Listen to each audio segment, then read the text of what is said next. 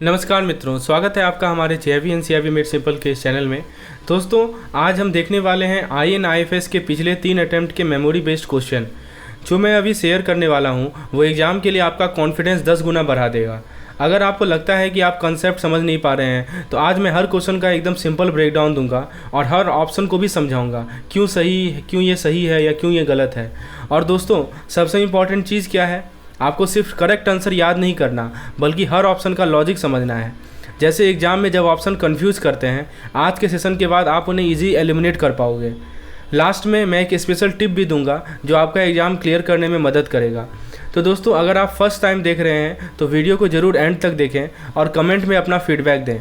अब चलिए शुरू करते हैं और पहला क्वेश्चन देखते हैं। सबसे पहले एक क्वेश्चन है आपके SLR के रिगार्डिंग, यानी स्टैट्यूटरी लिक्विडिटी रेशियो के regarding under the banking regulation act. So देखिए, सबसे पहला चीज़ ये समझिए कि क्वेश्चन ये पूछा जा रहा है कि जो हमारा सेक्शन 24 है, सेक्शन 24 जो BRA का है, यानी बैंकिंग रेगुलेशन एक्ट का जो सेक्शन नंबर 24 है, उसके अकॉर्डिंग SLR का रेंज किस रेंज में SLR को मेंटेन करना होगा भारतीय बैंक के द्वारा, राइट। और उसके अलावा दूसरा क्वेश्चन है कि and what constitute the liquid reserve that bank are required to maintain. चलिए, तो पहले ऑप्शन वाइज चलते हैं। पहला ऑप्शन कह रहा है कि bank must maintain SLR between 25 and 40% of their DTL and which can be in the form of cash, gold, unencumbered approved security. तो देखिए, इसका मतलब क्या होता है। सबसे पहले तो SLR को समझिए आप। SLR का मतलब होता है स्टैट्यूटरी लिक्विडिटी रेशियो। ये हमारे डिपॉजिट का वो परसेंटेज होता है जो कि बैंक को लिक्विड फॉर्म में रखना होता है। कैसे रखना होता है? लिक्विड फॉर्म में रखना होता है, राइट। अब देखिए, एक होता है हमारा डिमांड एंड टाइम लायबिलिटी, इसको हम लोग DTL बोलते हैं। तो DTL का मतलब जो पैसा बैंक जो है अपने कस्टमर से उधार लेती है, राइट। अब जैसे एग्जांपल के तौर पर जैसे सेविंग हो गया, ठीक है, जैसे FD हो गया है, saving FD, saving deposit, fix deposit, ठीक है। ये दो चीज़ समझ में आया। अच्छा, तीसरा चीज़ है 25 और 40% का। तो देखिए, इसका मतलब कि बैंक को लिक्विड एसेट मेंटेन करना होता है, जैसे कि कैश हो गया, गोल्ड हो गया, अनइंकम्बर्ड सिक्योरिटीज़ हो गया। अब आप पूछेंगे कि अनइंकम्बर्ड क्या होता है, थोड़ा मैं इसके बारे में आपको बता देता हूँ। अनइंकम्बर्ड का मतलब कि किसी तरह का लोन या ऑब्लिगेशन से फ्री होना, ठीक है। तो ये ऑप्शन सही है, लेकिन आप बाकी ऑप्शन भी देखते हैं। ऑप्शन बी कह रहा है कि bank must maintain exactly SLR at 25% of their DTL which can only in the form of cash. तो देखिए, सबसे पहली बात तो SLR 25% में फिक्स है नहीं, ठीक है। ये एक रेंज होता है और SLR कोई कैश ही फॉर्मेट में नहीं होगा, ठीक है। ये गोल्ड या अप्रूव्ड सिक्योरिटी के फॉर्म में भी होता है, इसलिए ऑप्शन बी तो हमारा गलत है। चलिए ऑप्शन सी को देखते हैं। ऑप्शन सी कह रहा है कि बैंक SLR 20 से 30% के बीच में मेंटेन करे अपने DTL का, जो कि गोल्ड या अनइंकम्बर्ड अप्रूव्ड सिक्योरिटी के फॉर्मेट में ही होगा। तो देखिए, ये ऑप्शन भी गलत है, क्योंकि SLR का जो रेंज है ना, वो 20 से 30% नहीं है, रैदर ये 25% से 40% का रेंज है, ठीक है। और SLR के अंदर कैश भी आता है, SLR कैन इंक्लूड कैश, ठीक है। तो SLR के अंदर कैश भी आता है, ना ही केवल गोल्ड और अनकम्बर्ड सिक्योरिटी नहीं आएगा। Okay, it can include cash also. और ऑप्शन डी कह रहा है कि bank must maintain SLR not exceeding 25% of their DTL। तो देखिए, अभी मैंने बताया कि SLR जो है 25 से 40% के बीच में होगा और 25% का कोई कैपिंग है नहीं यहाँ पे। और बैंक को कहा गया है कि वो अनइंकम्बर्ड सिक्योरिटीज़ को होल्ड करे। अनइंकम्बर्ड का मतलब ही होता है कि फ्री फ्रॉम एनी डेब्ट और प्लेज। यहाँ पे बात की जा रही है इनकम्बर्ड सिक्योरिटी की, तो यही गलत है।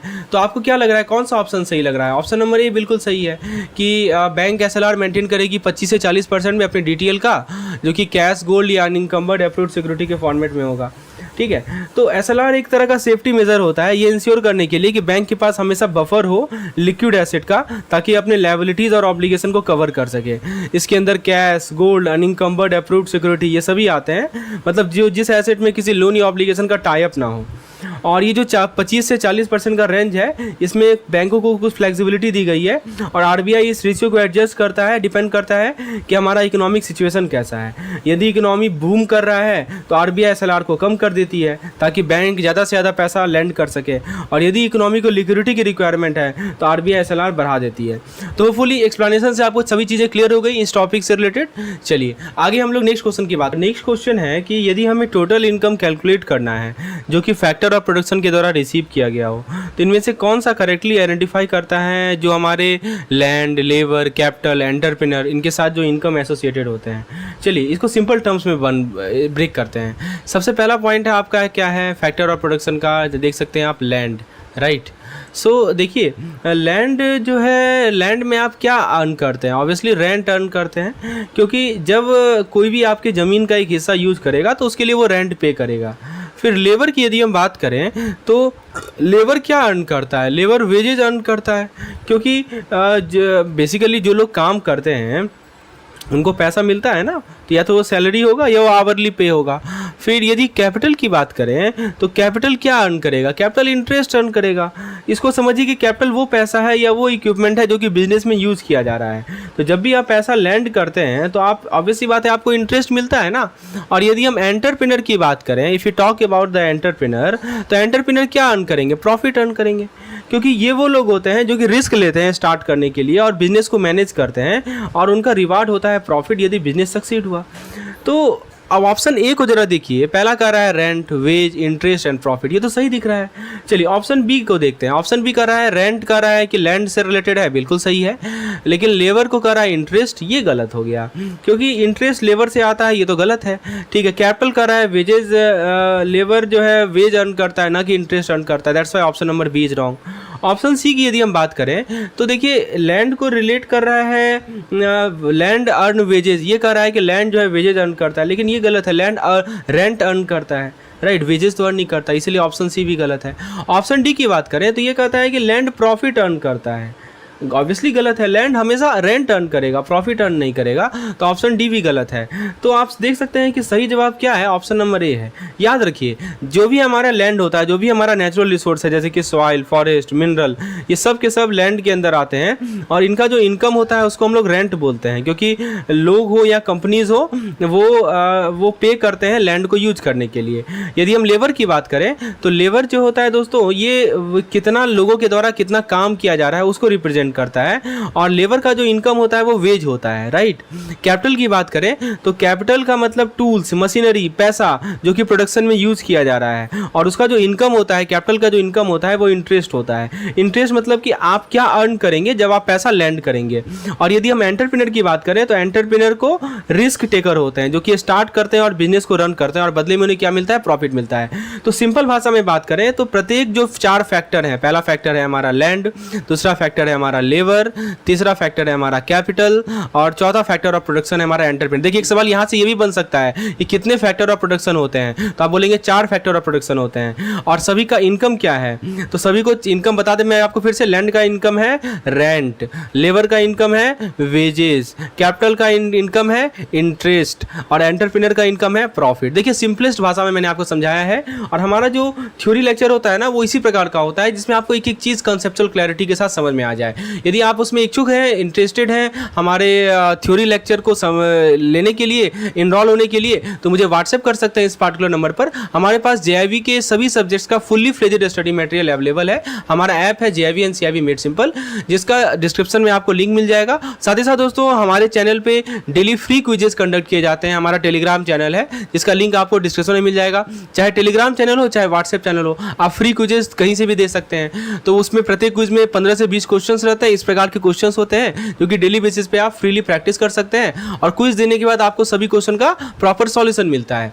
चलिए आगे बढ़ते हैं हम लोग, अगले सवाल की ओर बढ़ते हैं। और अगला सवाल बहुत ही अच्छा सवाल है, आपसे पूछा गया था एग्जामिनेशन में कि लीवरेज लीज क्या होता है। देखिए ये बहुत ही इंटरेस्टिंग टॉपिक है लीजिंग अरेंजमेंट में, खासकर वैसा सिचुएशन जहाँ पे बिग एक्सपेंसिव एसेट हो, जैसे कि प्लेन हुआ, शिप हुआ, हैवी मशीनरी हुआ।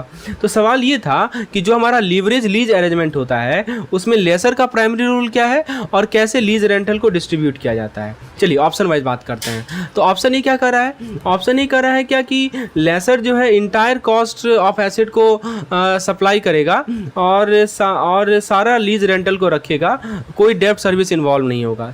देखिए ये सिंपल अरेंजमेंट है, लेकिन ये सही नहीं है लेवरेज लीज के बारे में। क्यों? क्योंकि देखिए दोस्तों जो हमारा लेवरेज लीज होता है ना, इसके अंदर क्या होता है कि जो हमारा लेसर है, ठीक है, वो लेसर क्या करता है, he does not supply the entire cost of the asset. जो हमारा इंटायर कॉस्ट है एसेट का उसको सप्लाई नहीं करेगा। Lessor will not supply the entire cost of the asset, rather lessor borrow a significant part of fund from the lender. तो lessor क्या करता है कि अपने फंड का एक सिग्निफिकेंट हिस्सा जो है लैंडर से बोरो करता है, राइट। तो ये हमारा इस तरह का लीज का की फीचर होता है। तो इसीलिए कोई डेब्ट सर्विस नहीं है और लेसर सारा रेंट रखेगा, lessor keeping all the rent is not accurate, right. तो ये गलत है। तो ये जो ऑप्शन कर रहा है कि lessor does not supply the entire cost of the asset, ये सही है कि लिवरेज लीज में लेसर जो है एसेट के इंटायर कॉस्ट को सप्लाई नहीं करेगा, लेकिन यहाँ कह रहा है कि लेसर सप्लाई करता है, that's why this option is wrong. चलिए आगे बात करते हैं, ऑप्शन नंबर बी पे आते हैं। ऑप्शन बी कह रहा है कि lessor supply a portion of the cost of asset and the lender supply the balance and the lease rental are first use to satisfy the डेब्ट service payment to the lender before any surplus is given to the lessor. देखिए ये sound accurate है, ये option accurate है leverage lease के बारे में। इसको हम लोग ब्रेक करते हैं छोटे छोटे पार्ट में। पहला ऑप्शन क्या कर रहा है कि लेसर जो है वो एक मनी का जो पोर्शन है, जितना पैसा चाहिए एसेट को खरीदने में, उसका एक पोर्शन सप्लाई करेगा, ठीक है। फिर कह रहा है कि बाकी का जो पैसा है वो लेंडर सप्लाई करेगा, ठीक है। फिर कह रहा है कि जो लीज रेंटल है, जो कि पेमेंट होता है लेसी के द्वारा किया जाता है एसेट को यूज करने के लिए, उसको पहले यूज किया जाएगा लेंडर को पे बैक करने में। इसके अंदर प्रिंसिपल और इंटरेस्ट दोनों आता है, और जैसे ही लोन पेमेंट हो जाएगा जो भी लेफ्ट ओवर मनी है वो लेसर को दिया जाता है प्रॉफिट में। बिल्कुल सही, एग्जैक्टली यही होता है हमारे लिवरेज एसेट में। समझ में आया? मैं फिर से रिपीट कर देता हूँ। देखिए लेसर ने क्या किया, लेसर ने अपने पैसा का एक पोर्शन सप्लाई किया, ठीक है, पोर्शन जो है सप्लाई किया पैसा का। उसके बाद जो रेस्ट पैसा है वो लेंडर देता है, ठीक है। और फिर जो लीज रेंटल होता है वो पेमेंट होता है, लीज रेंटल वो पेमेंट होता है जो कि पेमेंट दिया जाता है लेसी के द्वारा, क्योंकि लेसी एसेट को यूज कर रहा है तो वो पेमेंट करेगा, ठीक है। और जो पैसा वो देता है ना उसको पहले यूज किया जाएगा लेंडर को पे करने के लिए, और बाकी जो बचा पैसा है वो दिया जाता है कि the lessor supply a portion of the cost of the asset and the lender supply the balance and the lease rental are equally divided between the lessor and lender. तो ये ऑप्शन गलत है। क्यों गलत है? क्योंकि दोस्तों लीज रेंटल को इक्वली डिवाइड नहीं किया जाता लेसर और लेंडर के बीच में। लेवरेज एसेट में क्या होता है कि सबसे पहले कि पेमेंट किसको मिलेगा, सबसे पहले पेमेंट मिलेगा लेंडर को, ठीक है, ताकि वो डेब्ट सर्विस को कवर कर सके। डेब्ट सर्विस का मतलब क्या हुआ? डेब्ट सर्विस का मतलब हुआ लोन रिपेमेंट, ठीक है, लोन रिपेमेंट। और लेसर को जो क्या मिलेगा, सरप्लस मिलेगा, ठीक है, laser will get the surplus, right. जो भी सरप्लस है after the lander has been fully paid, lander को जो पे करने के बाद जो भी सरप्लस बचता है वो लेसर को मिलता है, राइट। तो यहाँ पे इक्वल डिवीजन आइडिया गलत है। चलिए ऑप्शन डी की बात करते हैं। ऑप्शन डी कह रहा है कि the lessor borrow the entire purchase price from the lender and repays the loan from their own fund with lease rental acting as a secondary source of payment. ये भी गलत है। क्यों? क्योंकि देखिए लिवरेज एसेट में क्या होता है कि क्या कर रहा है कि lessor borrow the entire purchase price from the lender, ये गलत है। लेसर जो है पूरा इंटायर परचेज प्राइस बोरो नहीं करता, रेदर लेसर जो है कॉस्ट का एक हिस्सा इक्विटी के फॉर्म में, जैसे मान लीजिए कि ये कॉस्ट है, कॉस्ट मान लीजिए कि सपोज 1 लाख रुपीज़ है, तो उसका एक हिस्सा सपोज 20,000 जो है ये लेसर क्या करेगा, वो इक्विटी के फॉर्मेट में डालेगा। एग्जाम्पल के तौर पर मैं समझा रहा हूँ, राइट। और बाकी जो बैलेंस है 80,000 जो है वो क्या देगा, लेंडर देगा, ठीक है। और लीज रेंटल जो होता है वो प्राइमरी सोर्स होता है लोन को पे बैक करने का, ठीक है, और सेकेंडरी सोर्स नहीं होती। यहाँ लिखा है ना कि lease rental acting as a secondary source of repayment, ये गलत है, ठीक है। तो ये ध्यान रखना है आपको, lease rental is not the, ठीक है। चलिए आगे बात करते हैं। अगला सवाल है, तो बेसिकली मैं आपको एक बार लिवरेज एसेट के बारे में एक बार फिर से समझा दूं, क्योंकि ये टर्म बार बार रिपीट होगा। लिवरेज एसेट एक तरह का लीज होता है जो कि एक्सपेंसिव एसेट के लिए यूज होता है। सबसे पहले याद रखिएगा, एक्सपेंसिव एसेट के लिए यूज होता है, जैसे कि आप एयरप्लेन हो गया, शिप हो गया। तो चूंकि ये सभी एसेट में बहुत ज़्यादा पैसा लगता है, तो जो लेसर है, लेसर का मतलब समझते हैं ना, लेसर का मतलब क्या होता है कि जो एसेट को लीज पे दे रहा है, लीजिंग द एसेट, ठीक है। तो ऑब्वियस सी बात है कि जो एसेट को लीज पे दे रहा है वो इंटायर कॉस्ट अपफ्रंट तो पे नहीं कर सकता, सॉरी, जो लेसर इंटायर कॉस्ट अपफ्रंट तो पे नहीं कर सकता, तो वो क्या करे, तो ऐसे केस में वो जो है ना लेंडर से एक पोर्शन बोरो करता है। जैसे कोई बैंक, लेंडर में यहाँ बैंक हो सकती है, ठीक है, लेंडर में कौन हो सकता है, बैंक हो सकती है, ठीक है। तो लेंडर से वो क्या करता है, बोरो करता है एक पोर्शन। अब देखिए प्रोसेस कैसे काम करता है मैं समझा देता हूँ। तो लेसर क्या करता है, वो इन्वेस्ट करता है अपने कुछ पैसे को, जिसको इक्विटी कहते हैं, लेकिन ये टोटल कॉस्ट का एक छोटा सा हिस्सा होता है, और लेंडर जो है बाकी परचेज प्राइस को फाइनेंस करती है। जो लेसी होता है, यानी जो पर्सन है, जो कंपनी है, जो एसेट को यूज करेगी, ठीक है, तो वो क्या करती है, लीज रेंटल पे करती है। ऑब्वियस सी बात है, जो लेसी है वो लीज रेंटल पे करेगी, ठीक है। और यही पैसे को यूज किया जाएगा पहले लोन को पे ऑफ करने में। पहले क्या करेंगे, लोन को पे ऑफ करने में यूज किया जाएगा लेंडर से जो लिया था, ठीक है। और इसके अंदर प्रिंसिपल और इंटरेस्ट दोनों कवर होगा। और जैसे ही लोन का पेमेंट हो गया तो जो पैसा जाएगा वो लेसर को जाएगा प्रॉफिट के फॉर्मेट में। सिंपल सी बात है। जैसे मान लीजिए, आप एग्जांपल के तौर पर समझिए, आप मान लीजिए कि एक बहुत बड़ा जहाज को लीज पे देना चाहते हैं, तो आप हो गए लेसर, ठीक है। अब जहाज का कॉस्ट है मान लीजिए $1 मिलियन, ठीक है। एग्जाम्पल के तौर पर ले लीजिए $1 बिलियन जहाज का दाम है। तो इतना पैसा तो आपके पास है नहीं, तो क्या कीजिएगा आप बैंक के पास जाइएगा, बैंक को बोलेगा कि मुझे कुछ फाइनेंस दो, तो ठीक है, बैंक किस केस में हो जाएगी, लेंडर, ठीक है। बैंक लेंडर हो गई। अब बैंक लेंडर हो गई तो बैंक पूरा फाइनेंस तो करेगी नहीं। जैसे $1 बिलियन है तो $0.8 बिलियन जो है बैंक दे रही है, और बाकी पैसा आप बोलिएगा कि मैं खुद दूंगा। तो आप जो पैसा लगाएंगे वो इक्विटी कहलाएगा। तो ठीक है, आपने लगा दिया। अब वो जो जहाज जो आप जिन्हें लीज पे लिया, तो कोई तो लीज पे लेगा ना जहाज, तो जो लीज पे लेगा उसको लेसी कहेंगे, और लेसी से आपको क्या मिलेगा, लीज रेंटल मिलेगा ना। अभी लीज रेंटल जो आपको पैसा मिल रहा है, जैसे मान लीजिए कि आपको जो पैसा मिल रहा है, तो जो भी पैसा आपको मिलेगा उसको सबसे पहले क्या कीजिएगा कि आपका लेंडर का जो आपने लेंडर से उधार लिया है तो आपको उसका उधार चुकाना पड़ेगा ना। तो सबसे पहला काम ये होगा कि लेसी का जो लीज रेंटल है वो प्राइमरी सोर्स होता है, और उस पैसे को यूज किया जाएगा जो लेंडर है यानी जो बैंक है उसके लोन को चुकाने के लिए, चाहे उसमें प्रिंसिपल भी रहेगा इंटरेस्ट भी रहेगा। और तब जब आपने लोन को चुका दिया उसके बाद जो पैसा बचता है आपके पास वो आपका प्रॉफिट होगा। सो this is how this leverage lease arrangement work. Hopefully मैंने एक चीज क्लियर कर दिया आपको। कोई अगली बार कोई भी सवाल मिले इस पे आप आसानी से इसको सॉल्व कर पाएंगे। चलिए आगे बात करते हैं दोस्तों। अगला सवाल देखते हैं, लिवरेज एसेट कैसे अफेक्ट करता है कंपनी के डेप्ट रेशियो को। ये सवाल पूछा गया था। लिवरेज एसेट पे बहुत इंपॉर्टेंट टॉपिक है, इस पे सवाल बराबर आता है, तो ये बहुत जरूरी है समझना कि लीज कैसे इन्फ्लुएंस करता है कंपनी के फाइनेंशियल को। तो सवाल ये है कि how entering into a leasing arrangement particularly a leverage lease affect a company debt ratio। Option ये कह रहा है कि a leverage lease does not affect the company debt ratio because the lease asset and corresponding liability are not recorded on the balance sheet। तो ये option कुछ हद तक सही दिखता है as per hour older accounting rule. सबसे पहले इस चीज़ को समझिए, ऑप्शन सही तो लग रहा है अंडर ए ओल्डर अकाउंटिंग रूल, लेकिन अब जो नया अकाउंटिंग रूल आया है as per hour new accounting rule, जैसे कि आपका एग्जांपल के तौर पर आप IFRS की बात करें, IFRS 16 की बात करें, या ASC 842 की बात करें, तो ये सही नहीं है। ये सभी स्टैंडर्ड्स के अंदर कंपनीज को लीज लायबिलिटी रिकॉर्ड करना पड़ता है, लीज एसेट रिकॉर्ड करना पड़ता है अपने बैलेंस शीट में, ठीक है। क्योंकि यहाँ क्या कर रहा है कि lease asset and liabilities are not recorded, ये गलत है। कंपनी को रिकॉर्ड करना है as per the new rule. तो ये ट्रांसपेरेंसी रिफ्लेक्ट करेगा उसके फाइनेंशियल ऑब्लिगेशन को ज़्यादा एक्यूरेटली। तो ऑप्शन ये तो गलत है। ऑप्शन भी कर रहा है कि leverage lease decreases the company डेप्ट ratio because lease payment are considered operational expense. तो ये ऐसा लग रहा है कि ये करेक्ट हो सकता है ऑपरेशनल लीज के लिए, लेकिन जहाँ पे लीज पेमेंट को हम लोग एक्सपेंस की तरह ट्रीट करते हैं, लेकिन यहाँ पे बात किसकी की जा रही है, पार्टिकुलरली लिवरेज लीज, साफ साफ लिखा हुआ है। तो लिवरेज लीज के केस में सिचुएशन अलग होता है। लिवरेज लीज जो है एक लायबिलिटीज़ क्रिएट करता है जो कि कंपनी के डेप्ट को बढ़ाता है। तो याद रखिएगा, लिवरेज लीज जो होता है वो एक तरह का लायबिलिटीज़ क्रिएट करता है and it increases the company डेप्ट, राइट, ना कि उसको कम करता है। तो ऑप्शन बी गलत है, राइट। ऑप्शन ए हमने गलत देखा, ऑप्शन बी हमने गलत देखा। ऑप्शन सी की बात करें, leverage lease increases the company डेप्ट ratio because liability related to the lease are recorded on the balance sheet. ये ऑप्शन सही है। क्यों सही है? क्योंकि लीवरेज लीज में क्या होता है दोस्तों, मैंने आपको बताया था कि जो लेसी होते हैं ना, वो फाइनेंशियल ऑब्लिगेशन लेते हैं कि वो लीज रेंटल पे करेंगे, और इस लेसी क्या पे करेंगे, लीज रेंटल पे करेंगे, और इसी लीज रेंटल का यूज किया जाएगा कि हम डेप्ट को सर्विस कर सकें, यानी डेप्ट सर्विसिंग के लिए इसी ही लीज रेंटल का यूज किया जाएगा, ठीक है।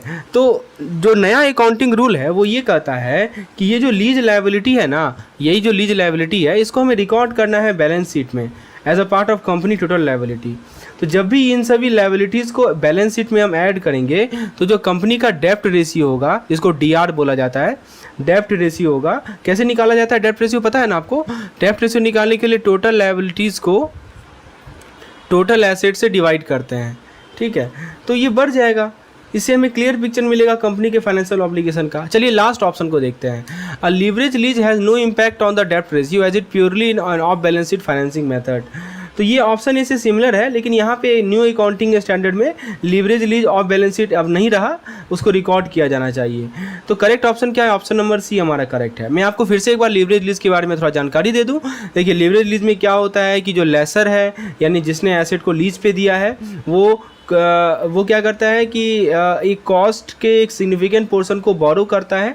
एसेट को खरीदने का जो कॉस्ट है उसके एक सिग्निफिकेंट पोर्शन को क्या करता है? उधार पे लेता है, और लीज पेमेंट जो लेसी के द्वारा दिया जाता है उसको उसी उधार को पे करने के लिए यूज किया जाता है। और जो हमारा नया अकाउंटिंग रेशियो आया है, जैसे कि IFRS आया है 16 का, इसमें कंपनी को कहा गया है कि अपने लीज लायबिलिटी को रिकॉर्ड करें और लीज एसेट को रिकॉर्ड करें अपने बैलेंस शीट पे। अब ये सभी लायबिलिटीज़ जो है कंपनी के टोटल डेप्ट के पार्ट होते हैं, जो कि इसके डेप्ट रेशियो को अफेक्ट करते हैं। क्योंकि यदि डेप्ट रेशियो की बात करें तो इसका फॉर्मूला होता है total liability upon total asset. ठीक है, तो जब भी कोई कंपनी लीवरेज लीज में जाती है तो उसका जो लायबिलिटीज़ होता है वो बढ़ जाता है, राइट, जिस कारण से ये जो DR होता है वो बढ़ जाता है। आप खुद सोचिए ना, यदि ये हमारा कांस्टेंट है, ये बढ़ेगा तो DR भी बढ़ेगा। तो इसका मतलब कि कंपनी जो है, अब कंपनी का फाइनेंशियल ऑब्लिगेशन बढ़ गया है जितना पहले था, जो कि इन्वेस्टर और जिस कारण ये होगा कि जो इन्वेस्टर और क्रेडिटर का जो डिसीजन है वो इन्फ्लुएंस होगा। तो आपको समझ में आया कि कैसे लीवरेज लीज जो है कंपनी के डेप्ट रेशियो को इम्पैक्ट करता है। तो ये बहुत ज़रूरी है समझना, क्योंकि ये हमारे कंपनी के ट्रू फाइनेंशियल पिक्चर को रिफ्लेक्ट करता है। दोस्तों आपको मैं बता दूं कि यदि आपको IN/IFS से रिलेटेड किसी भी प्रकार का स्टडी मटेरियल चाहिए, PDF, videos, mock test, previous year questions, हमारे पास 3 से 4 सेट्स अवेलेबल है प्रीवियस ईयर क्वेश्चन के। मॉक टेस्ट क्वेश्चन हर एक बुक के लाइन का मॉक क्विज अवेलेबल है, पेज वाइज क्विज अवेलेबल है। तो मुझे व्हाट्सएप कर सकते हैं इस पार्टिकुलर नंबर पर JIB के किसी भी सब्जेक्ट्स के कंटेंट के लिए। चलिए अगला सवाल की ओर आगे बढ़ते हैं। ये सवाल ने आपसे पूछा जा रहा है कि लाइनल रॉबिन्स के अनुसार इनमें से कौन सा इकोनॉमिक के कंसेप्ट को बेस्ट डिस्क्राइब करता है, जो कि उनके स्कार्सिटी डेफिनेशन में डिफाइन किया गया है। ऑप्शन ए कर रहा है कि economics is the study of how to increase the supply of good to meet unlimited want. ये कुछ हद तक तो रीजनेबल लग रहा है, क्योंकि इकोनॉमिक्स के अंदर हम गुड्स को सप्लाई करते हैं ताकि डिमांड को मीट कर सके। लेकिन लाइनल रॉबिन्स ने इस पर जोर नहीं डाला था अपने डेफिनेशन में। इनका फोकस था, लाइनल रॉबिन्स का फोकस था स्कार्सिटी पे, स्कार्सिटी एंड चॉइस पे, ठीक है, ना कि सप्लाई बढ़ाने पे। यहाँ पे क्या कर रहा है? सप्लाई बढ़ाना, ठीक है। यहाँ पे एक ही चीज़ कर रहा है कि सप्लाई बढ़ाओ, इस पे फोकस नहीं था। इनका फोकस था स्कार्सिटी एंड चॉइस पे। तो उनका मेन कंसर्न था कि कैसे हम चॉइस बना करें जब रिसोर्सेज लिमिटेड हो, राइट। तो ये तो नहीं होगा। ऑप्शन बी कर रहा है कि economics is the science that studies human behaviour as a relationship between unlimited wants and unlimited means which have alternative use. तो ये भी गलत है किसी स्पेसिफिक रीजन के लिए, क्योंकि यहाँ पे अनलिमिटेड मीन्स लिखा गया है। क्या लिखा गया है? पढ़िए यहाँ पे ठीक से, अनलिमिटेड मीन्स। लेकिन रियलिटी में हमारा रिसोर्स तो लिमिटेड होता है, और ये लिमिटेशन ही कोड है हमारे रॉबिन्स के डेफिनेशन का। इकोनॉमी आज एग्जिस्ट इसीलिए कर रहा है क्योंकि हमें चॉइस करना पड़ रहा है, क्योंकि हमारे पास रिसोर्सेज लिमिटेड है, हमारे पास वांट अनलिमिटेड है। समझ रहे हैं? तो ये जो अनलिमिटेड मीन्स लिख दिया ना, इसीलिए ये ऑप्शन गलत हो गया। ऑप्शन सी की बात करें तो ये गलत है, ये गलत है। ऑप्शन सी की बात करें कि economics is a science that study human behaviour as a relationship between unlimited wants and limited resource that have alternative use. देखिए ये करेक्ट आंसर है। इसमें 2 वर्ड लिखा गया है। पहला वर्ड लिखा गया है अनलिमिटेड वांट। इसका मतलब क्या हुआ कि लोगों के पास हमेशा इच्छाएं होती हैं। We always have desires, we always have needs, right. और जब तक वो सेटिस्फाई नहीं होता है, तो जब वो सेटिस्फाई हो जाता है तो दूसरा इच्छा आ जाता है। इसीलिए हमारा जो चाह है वो कभी भी ख़त्म नहीं होगा। और जहाँ तक रिसोर्सेज लिमिटेड की बात करें तो, लेकिन अनफॉर्चुनेटली बात ये है कि हमारा जो रिसोर्स है जो कि इन वांट को सेटिस्फाई करने के लिए चाहिए, जैसे कि हमें टाइम चाहिए, हमें मनी चाहिए, हमें लैंड चाहिए, हमें लेबर चाहिए, ये सब का सब लिमिटेड है, राइट। ये सब फाइनाइट है। और एक और वर्ड कहा गया अल्टरनेटिव यूज। इसका मतलब क्या हुआ कि ये जो लिमिटेड रिसोर्स है ना, इसको आप मल्टीपल वे में यूज़ कर सकते हैं। आपके पास जो रिसोर्सेज लिमिटेड हैं उसको आप मल्टीपल वे में यूज़ कर सकते हैं। जैसे आप पैसा को आप कहाँ यूज़ कर सकते हैं? पैसा को आप वैकेशन पे यूज़ कर सकते हैं, किसी वैकेशन पे चले जाइए, यानी तो आप पैसा को आप फ्यूचर इन्वेस्टमेंट के यूज़ कर सकते हैं। इसका मतलब कि हम चूज़ करें कि कैसे अपने रिसोर्स को एलोकेट करें, यही कहा जा रहा है अल्टरनेटिव यूज।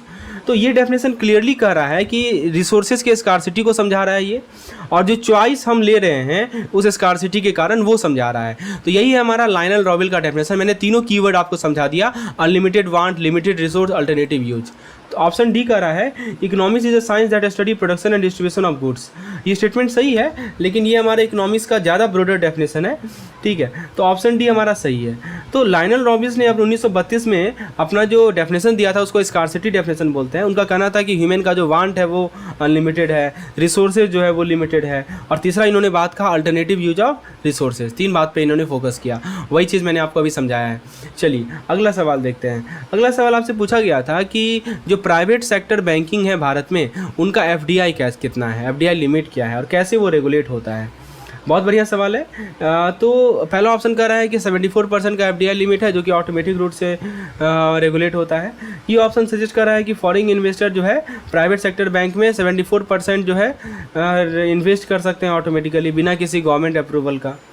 लेकिन दोस्तों ये गलत है, क्योंकि एफडीआई जो है 74% तक का इसमें 2 स्टेप प्रोसेस होगा, ठीक है। केवल एक पोर्शन ऑटोमेटिक होता है, बाकी गवर्नमेंट का अप्रूवल चाहिए, ठीक है। तो ऑप्शन ये तो गलत है। ऑप्शन बी कह रहा है कि 49% गवर्नमेंट रूट से और 49 या 74% ऑटोमेटिक रूट से।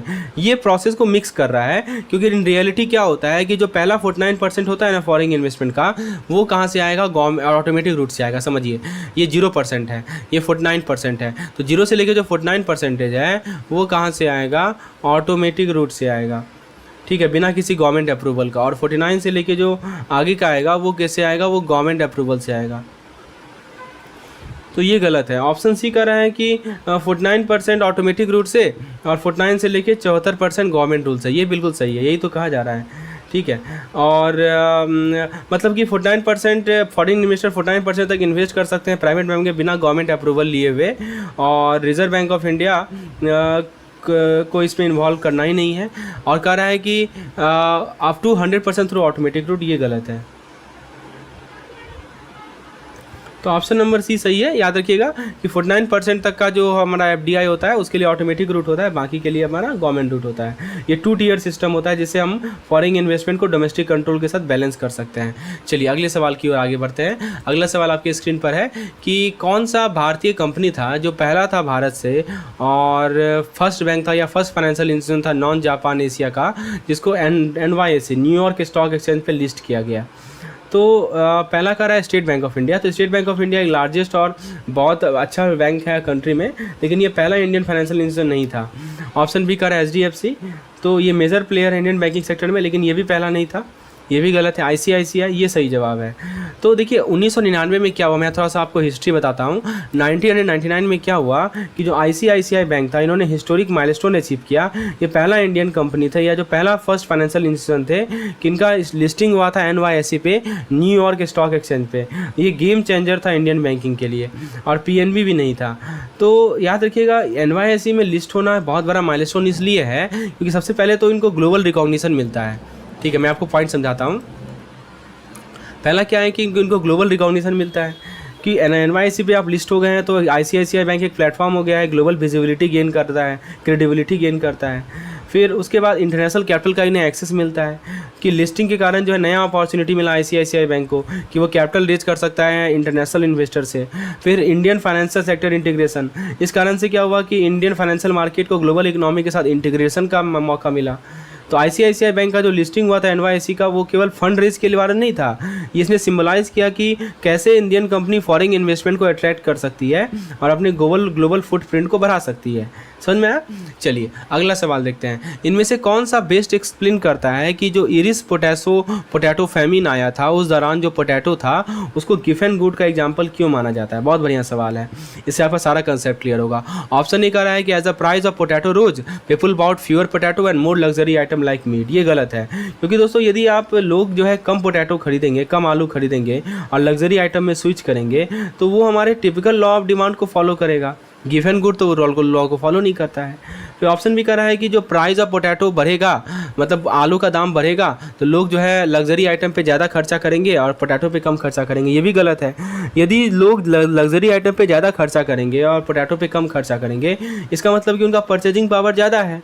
लेकिन जब फैमाइन आता है, यहाँ पे देखिए ना साफ साफ लिखा हुआ है इरिस पोटैटो फैमाइन। फैमाइन मतलब समझते होंगे भुखमरी वाला सिचुएशन। जब फैमाइन आएगा तो पोटैटो तो एक तरह का स्टेपल फूड है। कैसा फूड है पोटैटो? तो पोटैटो एक तरह का स्टेपल फूड है। ठीक है। लेकिन जो लग्जरी आइटम्स है जैसे मीट, वो बहुत सारे लोगों के लिए अफोर्डेबल नहीं होगा। ऑप्शन सी का रहा है कि एज ये भी गलत है, ये भी गलत है। As a price of potato rose people bought more potato and spend less on luxury item. हाँ, ये हम मुझे सही लगता है, क्योंकि इसका कारण मैं आपको आगे समझाता हूँ। और एक बार ऑप्शन डी भी देख लीजिए। ऑप्शन डी कह रहा है कि as a price of potato rose the demand for potato decrease as protected by the law of demand. तो ये भी हमारे लॉ ऑफ डिमांड को फॉलो कर रहा है, लेकिन गिवन गुड स्पेशल होता है क्योंकि वो इस लॉ को डिफाई करता है। देखिए, सबसे पहले मैं आपको गिवन गुड के बारे में थोड़ा समझा देता हूँ। व्हाट इज दिस गिवन गुड?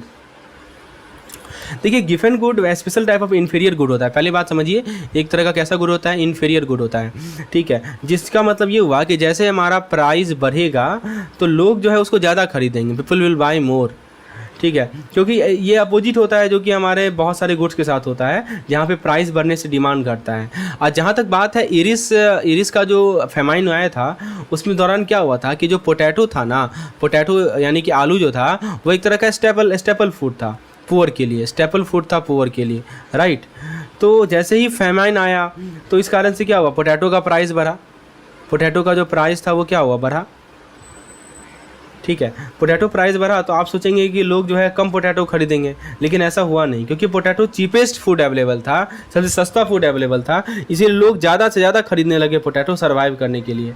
तो वो मीट एफर्ड नहीं करते थे या दूसरे लग्जरी आइटम एफर्ड नहीं करते थे, उनका ऑप्शन था कि वो ज़्यादा से ज़्यादा पोटैटो जो है खरीदे। अब सवाल ये है कि क्यों ये लॉ ऑफ डिमांड को डिफाई कर रहा है?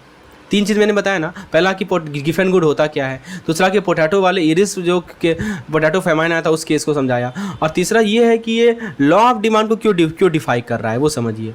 देखिए, नॉर्मली क्या होता है कि किसी चीज़ का यदि प्राइस बढ़ता है ना तो डिमांड घटता है, होता है, ऐसा ही होता है। लेकिन जब गिवन गुड में क्या होता है, हमारी गिवन गुड में क्या होता है दोस्तों, जैसे कि पोटैटो आया फेमाइन के दौरान, तो लोग अपने कंजम्पशन को बढ़ा देते हैं, प्राइस बढ़े इसके बावजूद कंजम्पशन को बढ़ा देते हैं, क्योंकि उनके पास कोई बेटर अल्टरनेटिव अवेलेबल होता ही नहीं है। इसीलिए गिवन गुड को एक यूनिक कंसेप्ट माना गया है हमारे अर्थव्यवस्था में। तो दोस्तों, हमारे पास इसी प्रकार के आप देख सकते हैं दोस्तों 200 से ज़्यादा पेजेज हैं पूरे कुल मिलाकर एमसीक्यू का, और ये जो एमसीक्यू पीडीएफ है ये हमारे पीडीएफ प्लान का पार्ट है, हमारे क्वेश्चन बैंक का पार्ट है हमारे कंपनी के साथ। पहला सवाल पूछा गया था कि भारत में कौन सा पॉलिसी है जिसके अंदर क्लीन नोट्स का यूज किया जाता है, पार्टिकुलरली 2000 रुपीज़ करेंसी का। अब तो ये नहीं चल रहा है, तो ये सवाल पूछा गया था। पहला ऑप्शन कर रहा है क्लीन करेंसी इनिशिएटिव। तो दोस्तों, कोई स्पेसिफिक पॉलिसी ऐसा नहीं है clean currency initiative in India. दूसरा है स्वच्छ धन अभियान, तो ये भी गलत है। स्वच्छ का मतलब क्या होता है? क्लीन होता है, राइट। तो यहाँ पे कोई स्पेसिफिक पॉलिसी भी नहीं है स्वच्छ धन क्लीन अभियान जो कि करेंसी नोट से रिलेटेड है। तीसरा है क्लीन नोट पॉलिसी। दोस्तों, ये बिल्कुल सही है, ध्यान दीजिएगा कि क्लीन नोट पॉलिसी जो भारत में है, इसका फोकस है कि हमारा जो करेंसी नोट है जिसके अंदर 2000 का भी डिनोमिनेशन अब तो बंद हो गया, वो क्लीन रहे और अच्छे कंडीशन में रहे। इसका एम है ये इंश्योर करना कि जो भी नोट सर्कुलेशन में हो वो डैमेज से फ्री हो, टीयर ना हो, सॉइल ना हो, और लोगों को वेल मेंटेन करेंसी प्रोवाइड किया जाए ट्रांजैक्शन के लिए। इसे कहते हैं हम लोग क्लीन नोट पॉलिसी, CNP। अच्छा, लास्ट है हमारा प्रिस्टीन रूपी कैंपेन। ऐसा ये भी गलत है, कोई वाइडली रिकॉग्नाइज कैंपेन नहीं है या पॉलिसी नहीं है जिसका नाम प्रिस्टीन रूपीज कैंपेन हो, तो ये भी गलत है। सही जवाब क्या है इसका? Clean note policy. Please remember this point. अब तो 2000 का नोट नहीं रहा, क्योंकि क्वेश्चन जो है हमारे मैकमिलन बुक से बनाया गया है और बुक का जो पब्लिशिंग था उस वक्त था 2000 का note, that's why this question has been asked. चलिए, अगला सवाल है कि देखिए, ये सब योजना का एलिजिबिलिटी बहुत इंपॉर्टेंट है, इसको जरूर देख के जाइए। सवाल पूछा गया है कि हमारा जो प्रधानमंत्री जीवन ज्योति बीमा योजना है, शॉर्ट में जिसे हम लोग PMJJBY बोलते हैं, इसके अंदर एलिजिबिलिटी के अंदर एज लिमिट क्या है, मतलब इसके लिए एलिजिबल होने के लिए एज लिमिट क्या है? ठीक है, ये सवाल है। पहला है 50 ईयर्स एंड अबव। देखिए दोस्तों, प्रधानमंत्री जीवन ज्योति बीमा योजना के लिए एलिजिबल होने के लिए आपको 18 से लेकर 50 साल तक होना चाहिए। 50 ईयर एंड बिलो कर रहा है तो 18 to 50 year, please remember it. ये आपका डाटा बेस्ड क्वेश्चन है और आपको पता होना चाहिए एज ग्रुप कितना होता है, 18 से लेकर 50 साल, तो ये बिल्कुल सही होगा। ऑप्शन ए बिल्कुल सही होगा। ऑप्शन बी कर रहा है 60 ईयर एंड बिलो, ये गलत है, ये गलत है और ये गलत है। तो this one factual question, fact based सवाल पूछे जाते हैं, आप देख सकते हैं IN IFS एग्जामिनेशन में। तो दोस्तों याद रखिए, जितने भी इंपॉर्टेंट योजना है सरकारी योजना, प्रधानमंत्री जीवन ज्योति बीमा योजना, प्रधानमंत्री सुरक्षा बीमा योजना, इसमें क्या एज लिमिट है? Please go through this plays a very important role in examination. चलिए तो दोस्तों इस वीडियो के माध्यम से मैं आपको एक क्वेश्चन जो पूछा गया उसके अलावा और क्या क्या क्वेश्चन बन सकता है ये भी मैं आपको बता रहा हूं। Please note it down and go through all the data which I am referring to. अगला सवाल है, इनमें से कौन सा मैक्सिमम टाइम लिमिट है सर्टिफिकेट ऑफ डिपॉजिट का जो कि हमारे कॉमर्शियल बैंक के द्वारा इशू किया जाता है? ठीक है, यानी सवाल है कि सर्टिफिकेट ऑफ डिपॉजिट का मैक्सिमम टाइम लिमिट क्या होता है? पहला ऑप्शन कर रहा है 7 दिन, ये गलत है क्योंकि दोस्तों मैक्सिमम टाइम लिमिट जो है ना वो 7 दिन से ज्यादा होता है। दूसरा कर रहा है 1 साल, ये सही जवाब है। ध्यान दीजिएगा कि जो भी सर्टिफिकेट ऑफ डिपॉजिट इशू किया जाता है कॉमर्शियल बैंक के द्वारा उसका जो मैक्सिमम टाइम लिमिट होता है वो 1 साल का होता है। इसका मतलब कि जब भी आप सीडी में इन्वेस्ट करेंगे ना तो आप एग्री करते हैं कि अपना पैसा बैंक के पास छोड़ दीजिएगा कुछ अवधि के लिए और बैंक आपको फिक्स इंटरेस्ट रेट देगी उस अवधि तक और मैक्सिमम जो पीरियड रहेगा वो 1 साल का रहेगा। समझे बात को? यही होता है हमारा सर्टिफिकेट ऑफ डिपॉजिट। तो तीसरा ऑप्शन कर रहा है 3 साल, तो दोस्तों ये भी गलत है। फाइनेंशियल इंस्टीट्यूशन चाहे तो इशू कर सकती है मैक्सिमम टेन्योर 3 ईयर, लेकिन ये तो फाइनेंशियल एफआईज की हम बात कर रहे हैं, लेकिन क्वेश्चन में यहाँ पर ये साफ साफ लिखा हुआ है कॉमर्शियल बैंक। तो कॉमर्शियल बैंक के पर्सपेक्टिव में बात करें तो मैक्सिमम 1 साल का ही उन्हें सीडी मिलता है यानी सर्टिफिकेट ऑफ डिपॉजिट मिलता है। और लास्ट ऑप्शन कर रहा है 5 ईयर्स, ये भी गलत है। मैक्सिमम टाइम लिमिट जो सीडी इशू किया जाता है कॉमर्शियल बैंक के द्वारा वो 1 साल होता है, 5 साल नहीं होता है। तो ऑप्शन नंबर बी हमारा यहाँ पे क्या है? सही जवाब है। अगला सवाल पे बढ़ते हैं हम लोग। अगला सवाल है कि हमारा which of the following scheme is open to people aged 40 and above, यानी 40 से ऊपर लोगों के लिए इनमें से कौन सा स्कीम ओपन है? प्रधानमंत्री सुरक्षा बीमा योजना। तो दोस्तों देखिए 40 से ऊपर के लिए ये स्कीम लागू नहीं होता है, ठीक है। ये स्कीम का लिमिट आपको मैं बता दूं 18 से लेकर 70 साल तक का है, ठीक है। प्रधानमंत्री जीवन ज्योति बीमा योजना, तो ये भी स्कीम जो है 40 से ऊपर लोगों के लिए लागू नहीं होता है, इसका एज लिमिट है तो 18 से लेकर 50 साल तक का है। एपीवाई अटल पेंशन योजना, तो ये है दोस्तों 40 ईयर्स के लिए, ठीक है, एंड अबव। तो ये पेंशन प्रोवाइड करता है उन सिटीजन को। तो ये देखिए इसका सही जवाब क्या है? सी एपीवाई, ठीक है। एक्चुअली ये भी नहीं होगा क्योंकि एपीवाई का भी 18 to 40 ईयर्स है, तो नन ऑफ द अबव इसका सही जवाब है। चलिए अगला सवाल देखते हैं। अगला सवाल है हमारा कि which of the following scheme provide a guaranteed minimum monthly pension of ₹1000 and multiple there of up to 5000 after completing 60 year, ठीक है। बहुत अच्छा सवाल है। तो ऑप्शन कर रहा है प्रधानमंत्री सुरक्षा बीमा योजना, ये एक इंश्योरेंस स्कीम है। कैसा स्कीम है? ये इंश्योरेंस स्कीम है। तो ये आपको लमसम बेनिफिट प्रोवाइड करेगा यदि एक्सीडेंटल डेथ हो जाए या डिसेबिलिटी हो जाए, तो ये कोई मंथली पेंशन ऑफर नहीं करता। जीवन ज्योति बीमा योजना भी दूसरा तरह का इंश्योरेंस स्कीम है, तो ये भी जो है लमसम बेनिफिट ऑफर करता है यदि पॉलिसी होल्डर का डेथ हो जाए। एपीवाई होता है हमारा अटल पेंशन योजना, तो यही सही जवाब होगा हमारा। ये एक पेंशन स्कीम है जो कि guaranteed minimum monthly pension provide करता है 1000 का, ठीक है, और इसका मल्टीपल और मैक्सिमम कितना का? 5000 का। इसका एम है कि स्टडी इनकम हो इंडिविजुअल के लिए उसके ओल्ड एज में, ठीक है। नन ऑफ द अबव तो नहीं होगा। सही जवाब इसका option number C. Option number C is the correct answer to this particular question. अगला सवाल है कि इनमें से कौन सा स्कीम है guaranteed, I think we have discuss this question, यही सवाल दोबारा रिपीट हो गया है। अगला सवाल यहाँ देखिए, विच of the following is not a recommendation of the Narasimhan committee.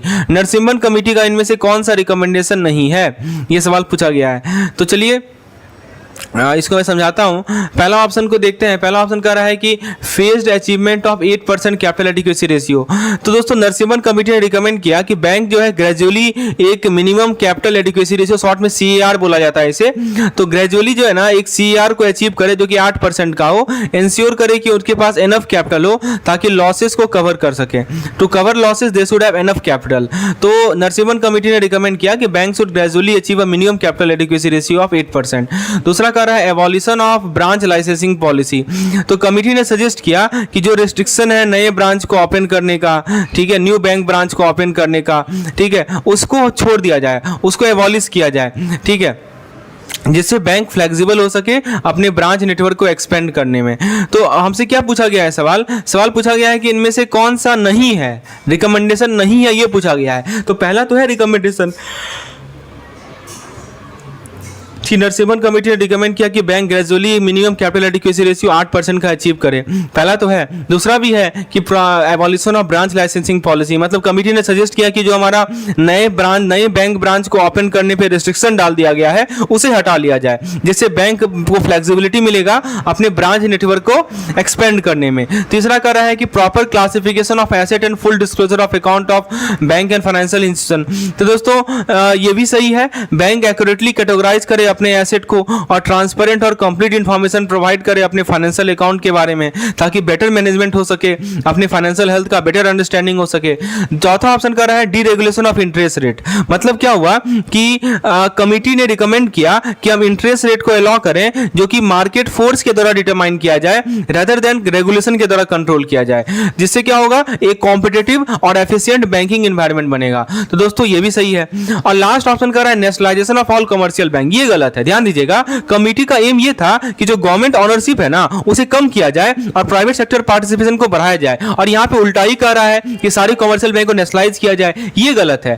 तो देखिए ये चारों के चारों जो है ना नरसिम्हन कमेटी के क्या है, रिकमेंडेशन है। दोस्तों देखिए इतना अच्छा तरीके से मैंने समझाया है, आपके दिमाग में बैठ गया होगा कि नरसिम्हन कमेटी ने पहला पॉइंट क्या बोला कि जो हमारा CAR है उसको हम 8% अचीव करेंगे, लेकिन फेज मैनर में, ऐसा नहीं कि तुरंत का तुरंत, ठीक है ना, ग्रेजुअली जिसे हम लोग बोलते हैं। दूसरा पॉइंट इन्होंने क्या बोला कि जो ब्रांच लाइसेंसिंग पॉलिसी है इसे एबॉलिश किया जाए, ताकि बैंक को फ्रीडम दिया जाए कि वो अपने ब्रांच को एक्सपेंड कर सके, ये फ्लेक्सिबिलिटी दिया जाए। तीसरा उन्होंने कहा, नरसिम्हन कमेटी के द्वारा कहा गया कि जो हमारा एसेट है, जो हमारा एक्यूरेटली अपने एसेट को कैटेगराइज करे बैंक, और ट्रांसपेरेंट और कंप्लीट इंफॉर्मेशन प्रोवाइड करे अपने फाइनेंशियल अकाउंट के बारे में। और लास्ट है डीरेगुलेशन ऑफ इंटरेस्ट रेट, यानी इंटरेस्ट रेट जो है मार्केट फोर्स के द्वारा डिटरमाइन किया जाए, न कि रेगुलेशन के द्वारा। तो ऑप्शन नंबर ABCD तो बिल्कुल सही है, ई नंबर इसका गलत है, तो ई सही होगा हमारा। चलिए अगला सवाल देखते हैं। Who is often refers to as father of micro finance. बताइए फादर ऑफ माइक्रो फाइनेंस किसे कहा जाता है, यह सवाल पूछा गया था। Muhammad Yunus, Bill Gates, Warren Buffett, Elon Musk. तो दोस्तों इसका सही जवाब है मोहम्मद यूनुस। मोहम्मद यूनुस एक बांग्लादेशी इकोनॉमिस्ट थे, इन्होंने ग्रामीण बैंक को फाउंड किया था, ये आपको पता होना चाहिए, this is very important fact. तो ये बांग्लादेशी इकोनॉमिस्ट थे, इन्होंने ग्रामीण बैंक का फॉर्मेशन किया था, और इन्होंने स्मॉल लोन के जो कंसेप्ट थे ना उसे पायनियर किया था। He has pioneered the concept of small loan, जिसको हम लोग माइक्रो फाइनेंस भी बोलते हैं, राइट। तो ये स्मॉल लोन किसे दिया जाता है, ताकि जो लोग पॉवर्टी में हैं, गरीबी में है, वो अपने बिजनेस को शुरुआत कर सकें, तो उन्हें दिया जाता है। तो इसका सही जवाब क्या है, मोहम्मद यूनुस। याद रखिएगा, father of micro economics Muhammad Yunus, ठीक है। अगला सवाल देखते हैं। अगला सवाल है कि जो हमारा export import bank of India, short में जिसे हम लोग एक्सिम बैंक बोलते हैं, ये फाइनेंशियल असिस्टेंट प्रोवाइड करती है भारतीय एक्सपोर्टर को और इंपोर्टर को। तो इनमें से कौन सा एक्सिम बैंक का लिमिट नहीं है, ध्यान दीजिएगा, क्वेश्चन को पढ़ते वक्त ध्यान से सुनिए कि नॉट लिखा हुआ है यहाँ पे। इनमें से कौन सा एक्सिम बैंक का लिमिट नहीं है, चलिए दोस्तों इसको समझते हैं। सबसे पहला कह रहा है बायर्स क्रेडिट। दोस्तों बायर्स क्रेडिट क्या होता है, एक तरह का फाइनेंशियल असिस्टेंस है, ठीक है, एक तरह का फाइनेंशियल असिस्टेंट है जो कि एक्सिम बैंक प्रोवाइड करती है इंडियन एक्सपोर्टर को। पहले समझिए किसे प्रोवाइड करती है, इंडियन एक्सपोर्टर को प्रोवाइड करती है। इससे क्या होता है कि जो एक्सपोर्टर है ना उन्हें फाइनेंशियल असिस्टेंट मिल सकेगा, ताकि वो अपने एक्सपोर्ट एक्टिविटीज को सपोर्ट कर सकें। सेलर को क्या मिल जाएगा, क्रेडिट मिल जाएगा, ताकि वो अपने ट्रांजैक्शन को फैसिलिटेट कर सके फॉरेन बायर के साथ, ठीक है। तो ध्यान दीजिएगा, बायर्स क्रेडिट में किसे क्रेडिट मिलेगा, सेलर को क्रेडिट मिलेगा, ताकि अपने ट्रांजैक्शन को फैसिलिटेट कर सके। अच्छा, अब दूसरा है सेलर क्रेडिट। दोस्तों सेलर क्रेडिट भी एक तरह का क्रेडिट होता है जो कि एक्सिम बैंक प्रोवाइड करती है इंडियन एक्सपोर्टर को। ये अलाउ करता है कि वो फाइनेंशियल असिस्टेंस रिसीव करें, ताकि वो अपने एक्सपोर्ट एक्टिविटी को सपोर्ट कर सके। आप देखिए सॉरी, यहाँ पे जो है ना, यहाँ पे मैं एक चीज बात आपको गलत बताया कि बायर्स क्रेडिट में सेलर को क्रेडिट नहीं मिलता है। ये यहाँ पे एक चीज मैंने गलत बताया आपको, ये एक्सिम बैंक प्रोवाइड करती है किसे, फॉरेन। एक चीज मैं इसे सही करना चाह रहा हूँ, late me correct it, okay. तो यहाँ पे जो मैंने आपको बताया ना इंडियन एक्सपोर्टर को, ये गलत है। ये बायर्स क्रेडिट जो है ना किसे प्रोवाइड करती है, buyers credit Exim bank provide करती है फॉरेन बायर को। किसे प्रोवाइड करती है, फॉरेन बायर को, जो कि गुड्स को परचेज कर रहे हैं इंडियन एक्सपोर्टर से, ठीक है। तो ये बायर को हेल्प करता है कि उन्हें क्रेडिट मिलता है उनके परचेज के लिए। तो समझिए बात को, बायर्स क्रेडिट किसे मिलता है, तो जो सामान खरीद रहे हैं, please please let me correct it, please note it down. Buyers credit foreign buyer को मिलता है एग्जिम बैंक के द्वारा ताकि वो अपने सामान को परचेज कर सके इंडियन एक्सपोर्टर से, और सेलर क्रेडिट मिलता है एक्सपोर्टर को, ठीक है, ताकि सेलर को क्रेडिट मिलता है ताकि वो अपने ट्रांजैक्शन को फॉरेन बायर के साथ फैसिलिटेट कर सके। तो ये दोनों तो क्रेडिट है। हमसे सवाल क्या पूछा जा रहा है कि इनमें से कौन सा एग्जिम बैंक का लिमिट नहीं है। तीसरा ऑप्शन है लाइन ऑफ क्रेडिट। अब लाइन ऑफ क्रेडिट क्या होता है ये समझिए दोस्तों। लाइन ऑफ क्रेडिट का मतलब एग्जिम बैंक जो है ना एक लाइन ऑफ क्रेडिट एक्सटेंड करती है दोनों को, इंपोर्टर को भी एक्सटेंड करती है लाइन ऑफ क्रेडिट और एक्सपोर्टर को भी एक्सटेंड करती है लाइन ऑफ क्रेडिट। तो इसका मतलब क्या होता है कि एक समझिए कि एक प्री अप्रूव्ड लोन लिमिट हो गया, पहले से अप्रूव्ड वाला लोन लिमिट है, समझे, यही होता है हमारा। तो ये फ्लेक्सिबिलिटी प्रोवाइड करता है बिजनेस को ताकि वो अपनी ऑनगोइंग फाइनेंशियल नीड्स को मैनेज कर सके। और लास्ट ऑप्शन कर रहा है नॉन फंड बेस्ड लिमिट।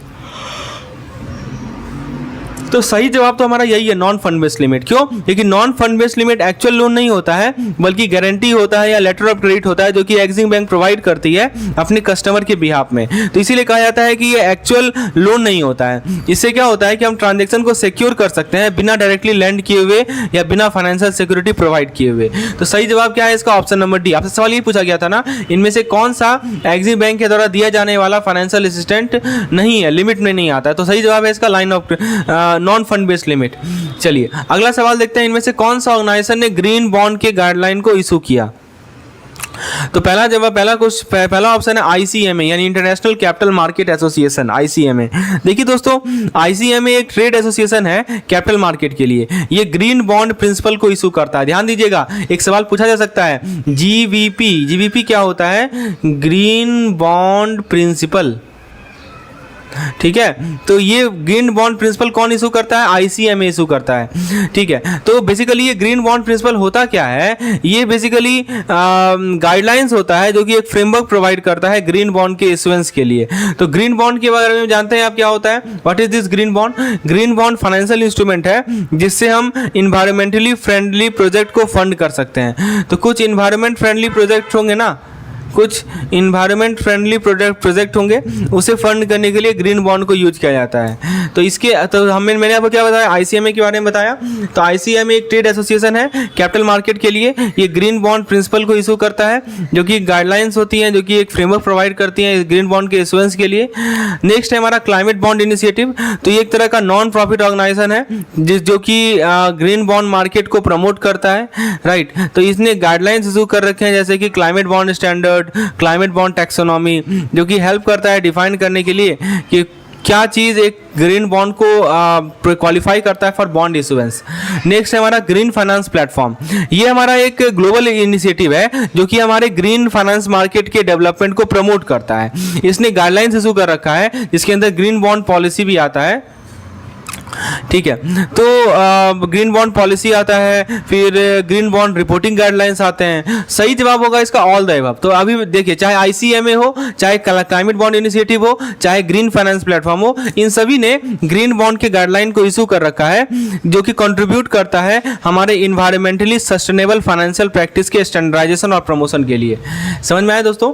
सही जवाब है ऑल ऑफ द अबव। अगला सवाल है कि मल्होत्रा कमेटी को अपॉइंट किया गया 1993 में ताकि वो इंश्योरेंस सेक्टर में रिफॉर्म ला सके। देखिए ये जो है ना कमेटी, बहुत सवाल पूछा गया, ये चीज आप नोटिस कर सकते हैं। अभी हमने देखा था नरसिम्हन कमेटी, अब देखिए एक दूसरा कमेटी आया मल्होत्रा कमेटी। तो INIFS में committee plays a very important role, so kindly go through all the committees mention in the book. And इसके लिए दोस्तों हमारे शॉर्ट नोट्स भी आपके पास हेल्पफुल हो सकता है। यदि आपको किसी प्रकार की स्टडी मटेरियल की रिक्वायरमेंट है तो मुझे इस नंबर पर व्हाट्सएप करके डिटेल जानकारी प्राप्त कर सकते हैं। मात्र 150 या 200 रुपए में आप पूरे के पूरे IAFS के स्टडी मटेरियल को प्राप्त कर सकते हैं। चलिए, इसके अंदर थ्योरी, MCQ सब कुछ अवेलेबल है, प्रीवियस ईयर क्वेश्चन का PDF भी अवेलेबल है। तो दोस्तों सवाल ये पूछा गया था कि जो मल्होत्रा कमेटी है इसने जो कि 1993 में अपॉइंट किया गया, तो इन्होंने रिफॉर्म को रिकमेंड किया था इंश्योरेंस सेक्टर में। इसने क्या रिकमेंडेशन दिया? पहले ऑप्शन वाइज चलते हैं। पहला ऑप्शन कर रहा है private sector participation in the insurance industry should be allowed. मतलब क्या हुआ कि मल्होत्रा कमेटी रिकमेंडेशन से पहले क्या होता था कि जो इंश्योरेंस इंडस्ट्री थी ना भारत में, वो प्राइमरली डोमिनेट की जाती थी गवर्नमेंट ऑन्ड कंपनी के द्वारा। पहले मल्होत्रा कमेटी से पहले, ठीक है। तो जितने भी गवर्नमेंट ऑन्ड कंपनी थी ना, वो इसे रेगुलेट करती थी इंश्योरेंस सेक्टर को। लेकिन फिर क्या हुआ, इस कमेटी ने सजेस्ट किया कि प्राइवेट कंपनी को भी अलाउ किया जाए ताकि वो इंश्योरेंस सेक्टर में ऑपरेट कर सके। जिससे क्या हुआ, कॉम्पिटिशन बढ़ेगा और बहुत सारे इंश्योरेंस ऑप्शन आएंगे पब्लिक पब्लिक के लिए। तो ये तो बिल्कुल सही है। अगला कर रहा है, नेक्स्ट ऑप्शन कर रहा है foreign company should be allowed to enter the insurance industry. देखिए कमिटी ने रिकमेंड किया कि जो फॉरेन कंपनी है ना उन्हें परमिट दिया जाए ताकि वो इंडियन इंश्योरेंस मार्केट को एंटर कर सकें। इससे क्या हुआ कि इंटरनेशनल इंश्योरर जो है वो अपने एक्सपर्टाइज को ला सकेंगे और कंट्रीब्यूट कर सकेंगे भारतीय इंश्योरेंस सेक्टर के ग्रोथ और डेवलपमेंट में। तीसरा है हमारा, N autonomous regulatory body for the insurance sector should be establish.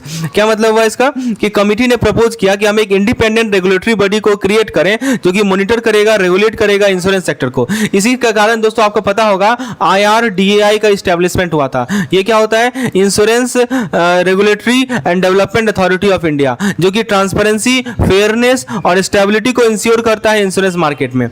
Last option कर रहा है ऑल द अबव। तो दोस्तों बिल्कुल सही जवाब है, ऑल द अबव बिल्कुल सही है। मल्होत्रा कमेटी ने ऊपर के जितने भी पॉइंट्स दे रखे हैं सभी को इन्होंने रिकमेंड किया और इसको इंप्लीमेंट किया गया ताकि हम इंडियन इंश्योरेंस सेक्टर इंडस्ट्री को मॉडर्नाइज कर सके, ट्रांसफॉर्म कर सके। पहली बात क्या हुआ कि जो गवर्नमेंट का रेगुलेशन था इंश्योरेंस सेक्टर को, इसको हटाकर प्राइवेट सेक्टर को लाया गया ताकि कंपटीशन बढ़ सके और भी बहुत सारा ऑप्शन मिल सके पब्लिक को। दूसरा पॉइंट क्या किया गया कि फॉरेन कंपनी को अलाउ किया गया कि वो इंश्योरेंस इंडस्ट्री को इंटर करे। ठीक है, तो सही जवाब क्या है इसका, ऑल द अबव। चलिए अगला सवाल देखते हैं। अगला सवाल है कि हमारा देखिए लंबा सवाल है। Malhotra committee recommendation was a major turning point for Indian insurance industry. बिल्कुल सही बात है। इससे क्या हुआ कि प्राइवेट और फॉरेन कंपनी आगे सेक्टर में। अच्छा यहाँ पे देखिए, ये लंबा सवाल नहीं है, सवाल यही समाप्त। तो यहाँ से देखिए सवाल है, ओके ये यही सवाल है। देखिए एम्प्लॉय प्रोविडेंट फंड एक सोशल सिक्योरिटी स्कीम है भारत में जो कि रिटायरमेंट बेनिफिट प्रोवाइड करती है एम्प्लॉय को। EPF contribution is a percentage of employee basic salary and DA which is paid by both the employee and the employer. अब current EPF rate क्या है, देखिए ये सवाल पूछा गया था कि आज के समय में EPF का रेट क्या है। ठीक है, पहला ऑप्शन कर रहा है एम्प्लॉय के लिए 12%, 13.5% एम्प्लॉयर के लिए। दोस्तों ध्यान दीजिएगा कि ये सही जवाब है। एम्प्लॉय जो है ना वो बेसिक सैलरी और DA का 12% कंट्रीब्यूट करते हैं EPF में, और एम्प्लॉयर जो है 13.15% कंट्रीब्यूट करता है EPF में। और EDLI स्कीम, EDLI समझते हैं आप? EDLI क्या होता है, export deposit linked insurance scheme. ठीक है, तो ऑप्शन नंबर ए तो सही है, राइट। बी कर रहा है 10% फॉर एम्प्लॉय, 12% फॉर एम्प्लॉयर, ये भी गलत है। 12% फॉर एम्प्लॉयर, 12% फॉर एम्प्लॉयर, ये भी गलत है। 10% फॉर एम्प्लॉय, 10% फॉर एम्प्लॉयर, ये भी गलत है। सही जवाब क्या है इसका, option number A 12% for employee and 13.5% for employer. चलिए अगला सवाल हम देखते हैं। Which of the following is a limitation of micro economics. इनमें से कौन सा माइक्रो इकोनॉमिक का लिमिटेशन है? तो पहला ऑप्शन कर रहा है कि micro economic is based on simplifying assumption such as ceteris paribus and full employment. मतलब क्या हुआ कि माइक्रो इकोनॉमिक्स ये एजम्पशन करता है कि बाकी जितने भी चीज है वो इक्वल है। ये इसका मतलब ये होता है, ये जो लिखा है ना सिटेरियस पैरिबस, इसका मतलब क्या होता है कि rest all other thing being equal. मैं यहाँ लिख देता हूं all other thing being equal. ठीक है, मतलब ये हुआ कि माइक्रो इकोनॉमिक्स ये एजम्पशन करता है कि बाकी सभी चीज बराबर हैं और एज्यूम करता है कि फुल एम्प्लॉयमेंट। ये क्या एज्यूम करता है, फुल एम्प्लॉयमेंट एज्यूम करता है, जो कि हमारे रियल वर्ल्ड के कॉम्प्लेक्सिटी को रिफ्लेक्ट नहीं करेगा, जहां पे बहुत सारे फैक्टर एक साथ चेंज हो रहे होते हैं और फुल एम्प्लॉयमेंट हमेशा प्रेजेंट नहीं होता है। ठीक है, तो ये तो ठीक है। उसके बाद अगला ऑप्शन कर रहा है कि micro economics only study the behaviour of individual consumer and firms and ignore the micro economic environment. दोस्तों ये लिमिटेशन इंडिकेट करता है कि माइक्रो इकोनॉमिक का फोकस इंडिविजुअल पार्टी, हमारे अर्थव्यवस्था में जो इंडिविजुअल पार्टी होते हैं जैसे कि कंज्यूमर हो गया, फर्म हो गया, इसी पे होता है और ये ब्रॉडर इकोनॉमिक कॉन्टेक्स्ट को ओवरलुक कर देता है। ठीक है, जैसे कि हमारा ओवरऑल इकोनॉमिक लेवल या इन्फ्लेशन रेट। चलिए पहले एक बार ऑप्शन को देख लेते हैं, फिर हम सही या गलत का जवाब देते हैं। लिमिटेशन पूछा गया है। अगला सवाल है, अगला ऑप्शन है हमारा कि micro economic model are more complex and difficult to apply in the real world. क्या मतलब हुआ कि माइक्रो इकोनॉमिक मॉडल जो होता है वो इकोनॉमिक बिहेवियर को समझने में तो बहुत मददगार आता है, लेकिन ये चैलेंजिंग होता है कि हम उसे डायरेक्टली रियल वर्ल्ड में अप्लाई करें, क्योंकि इसकी कॉम्प्लेक्सिटी के कारण। रियल वर्ल्ड के जो सिचुएशन होते हैं इसके अंदर बहुत सारे वेरिएबल्स होते हैं, बहुत सारे इंटरेक्शंस होते हैं, जिसको फुली कैप्चर कर पाना इन सभी मॉडल्स में, माइक्रो इकोनॉमिक मॉडल में काफी डिफिकल्ट है। ऑप्शन डी का ऑल द अबव बिल्कुल सही जवाब है। ध्यान दीजिएगा, जितने भी पॉइंट मैंने बताया ना आपको, ये सभी के सभी माइक्रो इकोनॉमिक के लिमिटेशंस ही हैं। जैसे कि एक मैंने आपको पहला पॉइंट समझाया कि माइक्रो इकोनॉमिक जो है रियल वर्ल्ड कॉम्प्लेक्सिटी को रिफ्लेक्ट नहीं करेगा। ठीक है, क्योंकि एक साथ बहुत सारे फैक्टर्स चेंज हो रहे होते हैं और फुल एम्प्लॉयमेंट हमेशा होता नहीं है। तो ये तो बिल्कुल है। फिर बी भी सही है, क्योंकि ये इंडिविजुअल कंज्यूमर के बिहेवियर को स्टडी करता है और फर्म के बिहेवियर को स्टडी करता है। सी भी है और डी तो है ही, क्योंकि इनमें से सभी ऑप्शन सही है। ठीक है, तो एक सीटेरस पैरिबस का मतलब समझ लीजिए, all other thing being equal. हमारा जो प्रधानमंत्री जीवन ज्योति बीमा योजना है यानी PMJJBY है, इसमें मैक्सिमम सम कितना एस्योर्ड है? आपके सामने 4 ऑप्शन दिया गया, 1 लाख, 2 लाख, 3 लाख और 5 लाख। दोस्तों सत्वा में आपको इसके बारे में जानकारी दे दूँ। बेसिकली ये government backed life insurance scheme है और इसमें जो कवरेज मिलता है दोस्तों वो 2 लाख का कवरेज मिलता है। किस केस में कवरेज मिलता है? यदि मान लीजिए पॉलिसी होल्डर का डेथ हो जाए किसी भी कारण से। ठीक है, तो ये स्कीम दोस्तों अवेलेबल है। जैसे अगले एक और कुछ बातें और जान लीजिए। पहला पॉइंट है कि ये स्कीम अवेलेबल है 18 to 50 ईयर्स ओल्ड पीपल के लिए, यानी जिनका उम्र 18 से लेकर 50 साल के बीच में है उनके लिए ये पार्टिकुलर स्कीम अवेलेबल है। और उसके अलावा दोस्तों एक और पॉइंट को आपको ध्यान देना है इसमें कि जो एनुअल प्रीमियम है वो है ₹330। जो एनुअल प्रीमियम है इस पार्टिकुलर स्कीम का वो कितना है दोस्तों? ₹330 एनुअल प्रीमियम है इसका, ये आपको ध्यान रखना है।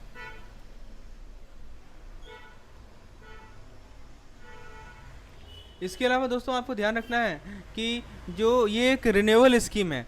मतलब रिन्यूअल स्कीम का करने का मतलब क्या हुआ कि रिन्यूअल स्कीम का मतलब ये होता है दोस्तों कि यहाँ पे पॉलिसी होल्डर जो है कवरेज को हर एक साल रिन्यू भी कर सकते हैं। और क्लेम प्रोसेस जो है वो सिंपल है, हैजल फ्री है। यदि नॉमिनी है तो नॉमिनी सबमिट कर सकते हैं क्लेम डॉक्यूमेंट को इंश्योरेंस कंपनी को और उन्हें वापस 30 डेज में सब इंश्योर्ड सब मिल जाता है। तो ये सभी बातें को ध्यान रखना है आपको PMJJBY के बारे में। चलिए आगे नेक्स्ट क्वेश्चन पे आते हैं। तो नेक्स्ट क्वेश्चन में पूछा गया आपको कि दोस्तों नरसिम्हन कमेटी का जो रिकमेंडेशन था बैंकिंग सेक्टर रिफॉर्म पे, इनमें से कौन सा रिकमेंडेशन था, ये पूछा जा रहा है। ऑप्शन ए है reform in credit delivery mechanism, option B है introduction to prudential norms in banking, option C is regarding strengthening of banking supervision, option D is all of the above. So friends, tell me which of the following are the recommendation of Narasimhan committee on banking sector reform। आइए एक एक option को समझते हैं। दोस्तों सबसे पहले बताया जा रहा है कि जो कमेटी है इसने रिकमेंड किया कि बैंक जो है ट्रेडिशनल सिस्टम ऑफ लेंडिंग, देखिए पहले हमारे पास क्या था, पहले हमारे पास ट्रेडिशनल सिस्टम था। ठीक है, so earlier we have traditional system of lending. तो बेसिकली कमेटी ने रिकमेंड किया कि बैंक जो है ट्रेडिशनल सिस्टम ऑफ लेंडिंग से दूर हटकर प्रायोरिटी सेक्टर पे फोकस करे, प्रायोरिटी सेक्टर पे फोकस करें और दोस्तों फोकस करें कि हम प्रोडक्टिव सेक्टर को लैंड करें। इसने ये भी रिकमेंड किया कि बैंक जो है ज़्यादा फ्लेक्सिबल लैंडिंग स्कीम लाए, टर्म्स एंड कंडीशन लाए। नेक्स्ट है introduction of prudential norms in banking. बताइए दोस्तों प्रूडेंशियल नॉर्म्स इन बैंकिंग का क्या मीनिंग होता है? This is very important to understand. Okay, so see देखिए इस जो हमारा ये वीडियो है इसमें मैं आपको एक एक ऑप्शन समझा रहा हूँ। तो बेसिकली ये आपका लर्निंग सेशन भी है। इट नॉट लाइक कि आपको मैंने जस्ट मैं बता रहा हूँ कि इसका सही आंसर क्या है बस हो गया, नहीं, मैं आपको एक एक ऑप्शन समझा रहा हूँ कि इसका ऑप्शन का मतलब क्या है, तो आप खुद बताएंगे कि हाँ ये सही आंसर है। जहाँ तक बात है प्रूडेंशियल नॉर्म्स का, दोस्तों कमेटी ने रिकमेंड किया कि बैंक जो है इंटरनेशनल प्रूडेंशियल नॉर्म्स को अडॉप्ट करे, राइट। एंड ये जो नॉर्म्स है ये हेल्प करते हैं इंश्योर करने में कि बैंक के पास एडिक्वेट कैपिटल हो और रिजर्व्स हो कि वो शॉक को विथस्टैंड कर सके। नेक्स्ट है स्ट्रेंथनिंग ऑफ बैंकिंग सुपरविजन, यानी दोस्तों कमेटी ने रिकमेंड किया कि RBI जो है अपने सुपरवाइजरी रोल को स्ट्रेंथन करे। इसके अंदर दोस्तों अपने इंस्पेक्शन के फ्रीक्वेंसी को बढ़ाना, राइट। तो आपको पता होगा ऑडिट कराती है तो ऑडिट के फ्रीक्वेंसी को बढ़ाना। उसके अलावा दोस्तों प्रॉम्प्ट एक्शन लेना। तो ये तीनों का तीनों रिकमेंडेशन है। ठीक है, correct answer is option number D, all the above. ठीक है, तो नरसिम्हन कमेटी का मेजर स्टेप था, मेजर फॉरवर्ड था इंडियन बैंकिंग सेक्टर रिफॉर्म में। ठीक है, तो सेक्टर को एफिशिएंट बनाना, कॉम्पिटिटिव बनाना, रिजल्ट बनाना, ये सबसे बड़ा इंपॉर्टेंट रिकमेंडेशन था। तो correct answer is option number D, that is all of the above. आइए नेक्स्ट क्वेश्चन को देखते हैं। नेक्स्ट क्वेश्चन है कि भारत में कौन सी रेगुलेटरी बॉडी है जो कि रिस्पॉन्सिबल है फॉरेक्स के लिए, राइट। बताइए दोस्तों कौन सी फॉरेन एक्सचेंज को रेगुलेट करने के लिए कौन सी ऐसी हमारी रेगुलेटरी बॉडी है जो कि रिस्पॉन्सिबल है। ठीक है, तो ऑप्शन को जरा देखते हैं। तो ऑप्शन नंबर 1 है RBI, ऑप्शन नंबर बी है सेबी। सेबी क्या होता है? Security exchange board of India. ठीक है, ऑप्शन नंबर सी है हमारा मिनिस्ट्री ऑफ फाइनेंस। और दोस्तों नेक्स्ट ऑप्शन है हमारा competitive commission of India, CCIL। तो बताइए क्या सही जवाब है? दोस्तों सही जवाब है इसका RBI, यानी reserve bank of India, right. So reserve bank of India is responsible body responsible for regulating the foreign exchange in India.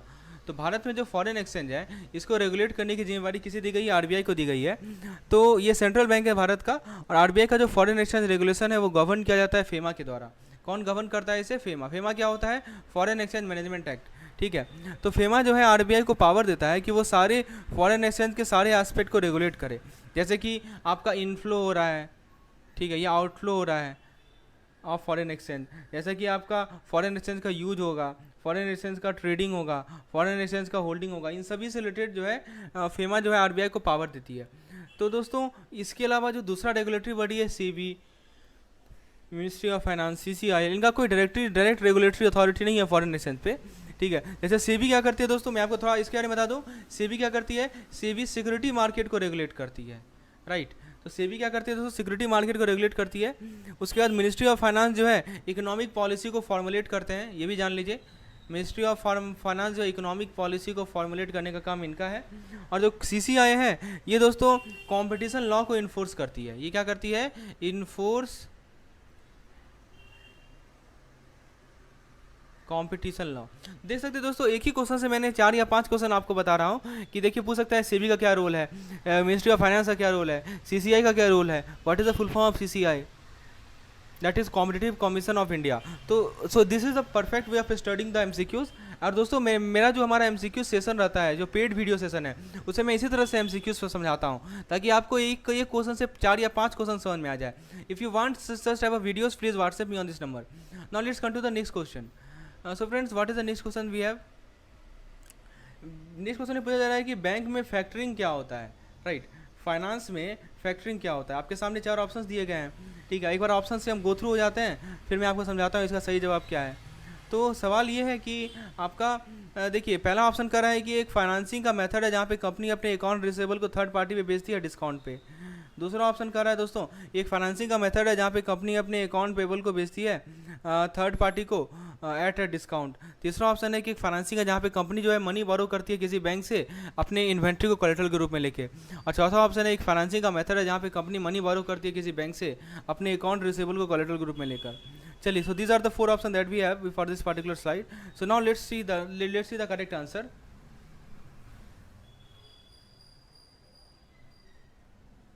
चलिए दोस्तों सबसे पहले फैक्टरिंग के बारे में आपको बता दूं। फैक्टरिंग एक तरीका होता है जहाँ पे कंपनी अपने अकाउंट रिसीवेबल को थर्ड पार्टी को बेचती है डिस्काउंट पे। इस थर्ड पार्टी को हम लोग फैक्टर कहते हैं। तो यहाँ पे आप जो बार बार देख रहे हैं ना कि थर्ड पार्टी, तो ये थर्ड पार्टी कौन होते हैं, फैक्टर होते हैं। ओके, सो ये फैक्टर क्या करता है कि ये जो रिसीवेबल का फुल अमाउंट है वो कंपनी के कस्टमर से कलेक्ट करता है और कंपनी को एक फ़ी चार्ज करता है जो कि एक परसेंटेज होता है रिसीवेबल के फेस वैल्यू का, ठीक है। तो दोस्तों जरा हम लोग इसका सही जवाब हम लोग देखते हैं। ऑप्शन नंबर इज अभी 2023 की तैयारी कर रहे हैं तो दोस्तों हमारे पास आपके लिए सबसे बेहतरीन प्लान है, एक कॉम्बो प्लान है दोस्तों, जिसमें आपको सारा एक्सेस मिलेगा। आपको यूनिट पर कंसाइज नोट्स मिलेंगे, you will get concise notes, you will get 3000 plus MCQs which we have, you will get access to daily quiz. दोस्तों हमारे पास ऐप पे डेली क्विज सेशन होता है और दोस्तों ये मॉक टेस्ट के फॉर्म में होगा। आपके सामने रियल टाइम एग्जाम का एक्सपीरियंस आपको मिलेगा, जिस प्रकार से एग्जाम के क्वेश्चन आते हैं सिमिलरली ये डेली क्विज में कंडक्ट करवा रहा हूँ आपके लिए। उसके अलावा दोस्तों आपको यूनिट वाइज मॉक टेस्ट मिलेगा, you will get unit wise mock test, okay, जो कि आपको वीकेंड में कंडक्ट किया जाता है। इसके अलावा दोस्तों आपको वीडियोस मिलेगा of all each and every lesson, जिसमें थ्योरी का एक्सप्लेनेशन है, एमसीक्यूज का एक्सप्लेनेशन है, एमसीक्यू का एक्सप्लेनेशन सेम तरीके से मैं आपको बता रहा हूँ। और ये सब एक मिनिमल फी है ₹2000, यानी 4 सब्जेक्ट का आपको ₹2000 में सारा कंटेंट मिलेगा। You will gate comprehensive plan, ठीक है। तो ये आपको इंग्लिश और हिंदी दोनों लैंग्वेज में अवेलेबल है। This is available in either English or Hindi as per your requirement, okay. उसके अलावा दोस्तों यदि केवल आपको एक सिंगल सब्जेक्ट का पीडीएफ कॉम्प्रिहेंसिव प्लान चाहिए तो ₹500 कॉस्ट है। केवल थ्योरी पीडीएफ चाहिए दोस्तों तो ₹200 है। और यदि आपको मॉक टेस्ट चाहिए, यदि कंसोलिडेटेड मॉक टेस्ट चाहिए तो ₹700 है। यदि किसी एक सब्जेक्ट का मॉक टेस्ट चाहिए तो ₹200 है। दोस्तों बहुत सिंपल सा नॉमिनल फी रखा गया है और आपके एग्जाम प्रिपरेशन में बहुत ही हेल्पफुल होगा। आपको बस करना क्या है कि इस ऐप को इंस्टॉल कर लेना है। आप प्ले स्टोर पे जाएंगे, यानी तो डिस्क्रिप्शन सेक्शन में देखें, बेसिकली ये हमारा ऐप है JIV NCIV मेड सिंपल, ये लोगो है, इसको आप इंस्टॉल कर लें। और दोस्तों सारा का सारा कोर्स आपको मिल जाएगा। जो हमारा डेली फ्री क्विज है ये फ्रीली कंडक्ट होता है हमारे ऐप पे, तो कम से कम ऐप को आप फ्री पर्पज से इंस्टॉल करना चाह रहे हैं तो फ्री क्विज जरूर दीजिए। डेली आपको 4 क्विजेस मिलेंगे हर एक सब्जेक्ट के, और उसका पेज नंबर मैं पहले अनाउंस करता हूँ। So please do participate in this session for your examination benefit.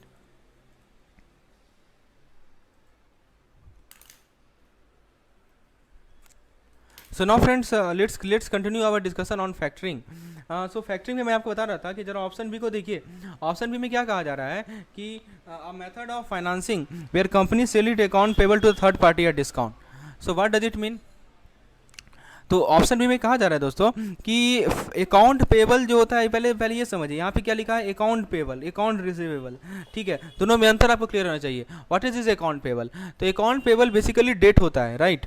तो अकाउंट पेबल डेट होता है जो कि कंपनी अपने सप्लायर को ऑ करती है, उधार है, कंपनी ऑ टू सप्लायर, ठीक है। कंपनी का जो उधार होता है ना, डेप्ट होता है, उसे अकाउंट पेबल कहते हैं। तो selling account payable to a third party लिखा है ना, sell its account payable to a third party. इसका मतलब ये हुआ कि ये ऐसा हो गया कि आप किसी बैंक से बोरो कर रहे हैं मनी, राइट। आप अकाउंट पेबल जो है थर्ड पार्टी को बेच रहे हैं, यानी क्या हो गया, आप बोरो कर रहे हैं किससे, बैंक से, राइट। तो ये जो है यहाँ पे रिस्क रहता है कि कंपनी जो है अपने डेप्ट को पे नहीं कर सकती है। तो ये हमारा फैक्टरिंग नहीं होता है। जब आप अपने अकाउंट पेबल को थर्ड पार्टी को बेचेंगे, ठीक है, यानी थर्ड पार्टी यहाँ हो सकती है फैक्टर यानी बैंक हो सकती है, तो आप बैंक से लोन ले रहे हैं, तो यहाँ पे एक रिस्क तो है ही ना कि आप लोन को चुकाएंगे या नहीं चुकाएंगे, राइट। तो that this is the point which I am talking about.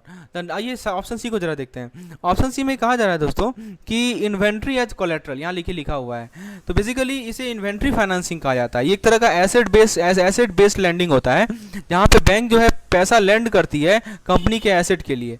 तो इन्वेंट्री फाइनेंसिंग अच्छा ऑप्शन है बिजनेस जिसके पास हाई वॉल्यूम ऑफ इन्वेंट्री है और उनको शॉर्ट टर्म फाइनेंसिंग चाहिए, ठीक है। तो इन्वेंट्री को कोलेट्रल लेके वो उनके फाइनेंसिंग मिलता है, इसे इन्वेंट्री फाइनेंसिंग कहते हैं। तो ऑप्शन सी भी नहीं होगा। ऑप्शन डी को जरा देखते हैं। ऑप्शन डी में दोस्तों यहाँ पे देखिए क्या लिखा है कि अकाउंट रिसीवेबल फाइनेंसिंग, इसे क्या कहा जाता है, this is called account receivable financing. तो ये दूसरा तरह का एसेट बेस्ड लैंडिंग है, लेकिन इस डिजाइन होता है बिजनेसेस के लिए जिसके पास high volume of account receivable है। So this is also not correct answer. Correct answer is option number A, ठीक है। चलिए आगे देखते हैं, नेक्स्ट क्वेश्चन को देखते हैं। So the next question is regarding MSME enterprise classification. तो बेसिकली क्वेश्चन में ये पूछा जा रहा है कि आपका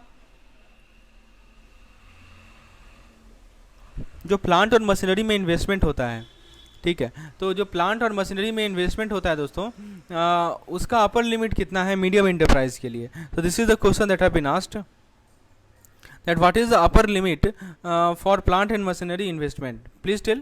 अपर लिमिट क्या है दोस्तों? ये जो लेटेस्ट एमएसएमई का ऑप्शन देख सकते हैं आप, 10 लाख है, 20 करोड़ है, 50 करोड़ है, और लास्ट में दोस्तों 100 करोड़ है। तो बताइए क्या सही जवाब होगा इसका?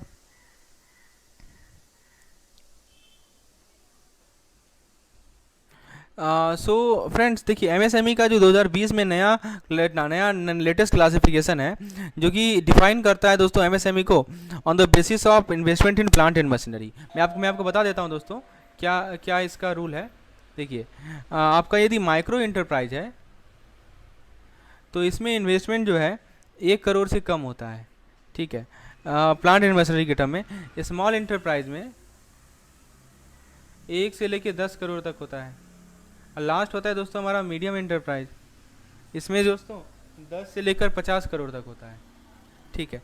तो जो अपर लिमिट है प्लांट और मशीनरी का किसके लिए पूछा है? मतलब मीडियम इंटरप्राइज के लिए पूछा है, राइट।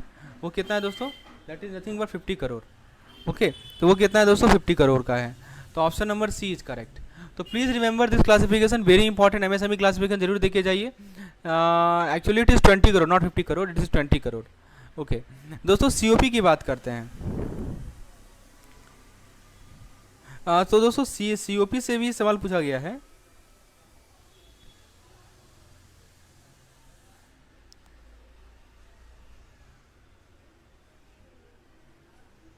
सो फ्रेंड्स आपको मैं एक बार लेटेस्ट लिमिट एमएसएमई का बता देता हूँ। Please let me talk about latest MSME limit, ताकि आपके दिमाग में बैठा रहे, कोई भी सवाल पूछे तो आप जवाब दे दें। देखिए मैं आपको बताता हूँ, सबसे पहले हमारा इन्वेस्टमेंट की बात करता हूँ, द बेसिस ऑफ इन्वेस्टमेंट, ठीक है।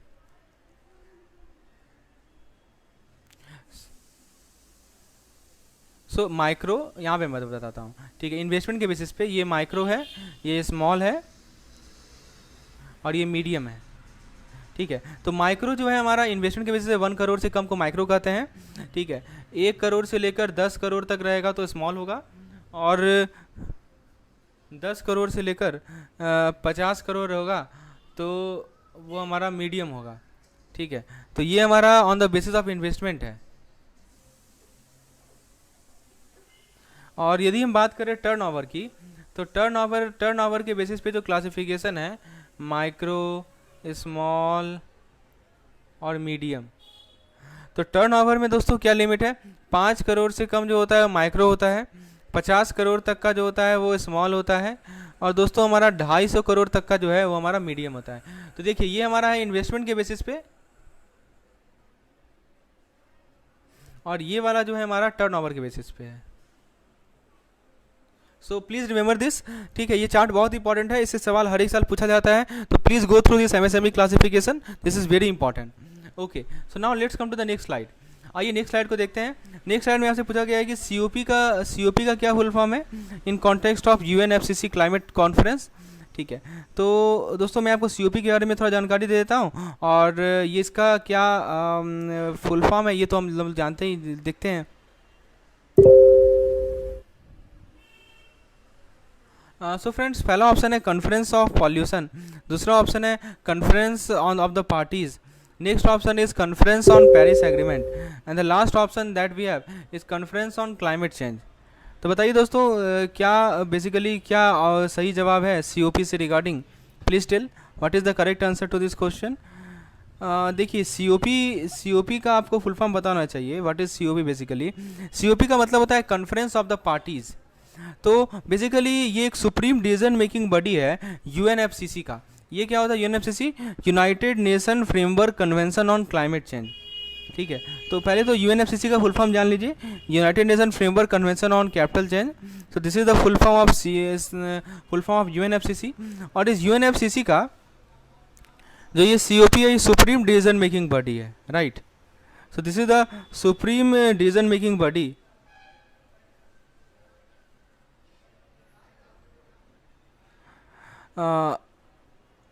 सो फ्रेंड, द पहला सीओपी हुआ था बर्लिन में हुआ था। कब हुआ था? 1995 में हुआ था, ठीक है। जैसे यूएनएफसीसी सामने आया था उसके जस्ट बाद दोस्तों ये हमारा कॉन्फ्रेंस हुआ था बर्लिन में 1995 में। और फिर दोस्तों उसके बाद 26 टू सीओपी हुआ है, और जो लेटेस्ट सीओपी हुआ है दोस्तों वो हमारा 2022 का है, ये इजिप्ट का 2022 का इजिप्ट का लेटेस्ट हमारा सीओपी है।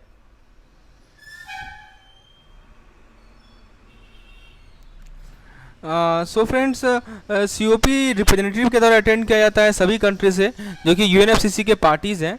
सीओपी इंपॉर्टेंट फोरम है कंट्रीज़ को एक साथ आने के लिए और डिस्कस करने के लिए कि कैसे क्लाइमेट चेंज को हम एड्रेस करें। चलिए आगे बढ़ते हैं कि मनी मार्केट का क्या कैरेक्टरिस्टिक्स होता है। मनी मार्केट सामने आपके 4 ऑप्शन दिए गए हैं कि सबसे पहला लिख रहा है कि हाईली लिक्विड होता है ये मनी मार्केट, उसके बाद लॉन्ग टर्म इन्वेस्टमेंट है, उसके बाद बोल रहा है कि हाई रिस्क बहुत ज़्यादा होता है, नेक्स्ट बता रहा है कि वोलेटिलिटी बहुत ज़्यादा होता है। बताइए दोस्तों कि मनी मार्केट का हमारा क्या कैरेक्टरिस्टिक्स है। Which are the following is the characteristics of money market. आइए मैं आपको समझाता हूँ। बेसिकली मनी मार्केट एक फाइनेंशियल मार्केट है जहाँ पे शॉर्ट टर्म डेप्ट इंस्ट्रूमेंट को ट्रेड किया जाता है। तो ये जो इंस्ट्रूमेंट है इनके पास मैच्योरिटी जो होते हैं वो 1 साल से कम के होते हैं। मैं आपको एक एक पॉइंट समझा रहा हूँ। इनकी मैच्योरिटी 1 साल से कम के लिए होते हैं, और दोस्तों इसे लो रिस्क मार्केट ही माना जाता है। ठीक है, इसको क्या कहा जाता है? Low risk market. तो मनी मार्केट एक इम्पॉर्टेंट पार्ट है हमारे शॉर्ट टर्म फंडिंग का बिजनेसेस के लिए और गवर्नमेंट के लिए, ठीक है। और दूसरा है, देखिए यहाँ पे लिखा है कि highly liquid long term investment. देखिए हाईली लिक्विड तो सही है, लॉन्ग टर्म इन्वेस्टमेंट जो है ये मनी मार्केट में ट्रेडेड नहीं होता है, और मनी मार्केट को जनरली लो रिस्क मार्केट माना जाता है, राइट।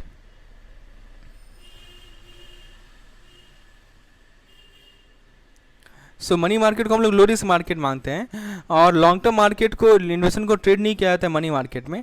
और वोलेटिलिटी के कैरेक्टरिस्टिक्स होता है कुछ मनी मार्केट इंस्ट्रूमेंट का, लेकिन ये डिफाइनिंग कैरेक्टरिस्टिक नहीं है money market as a whole.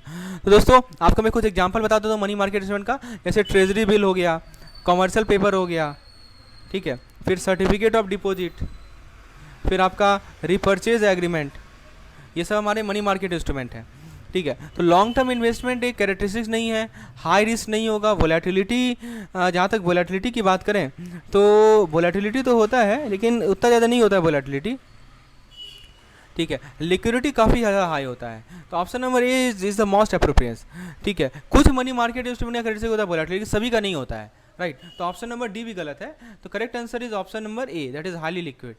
चलिए आगे बढ़ते हैं। नेक्स्ट है कि फ्लोटिंग फंड क्या होता है।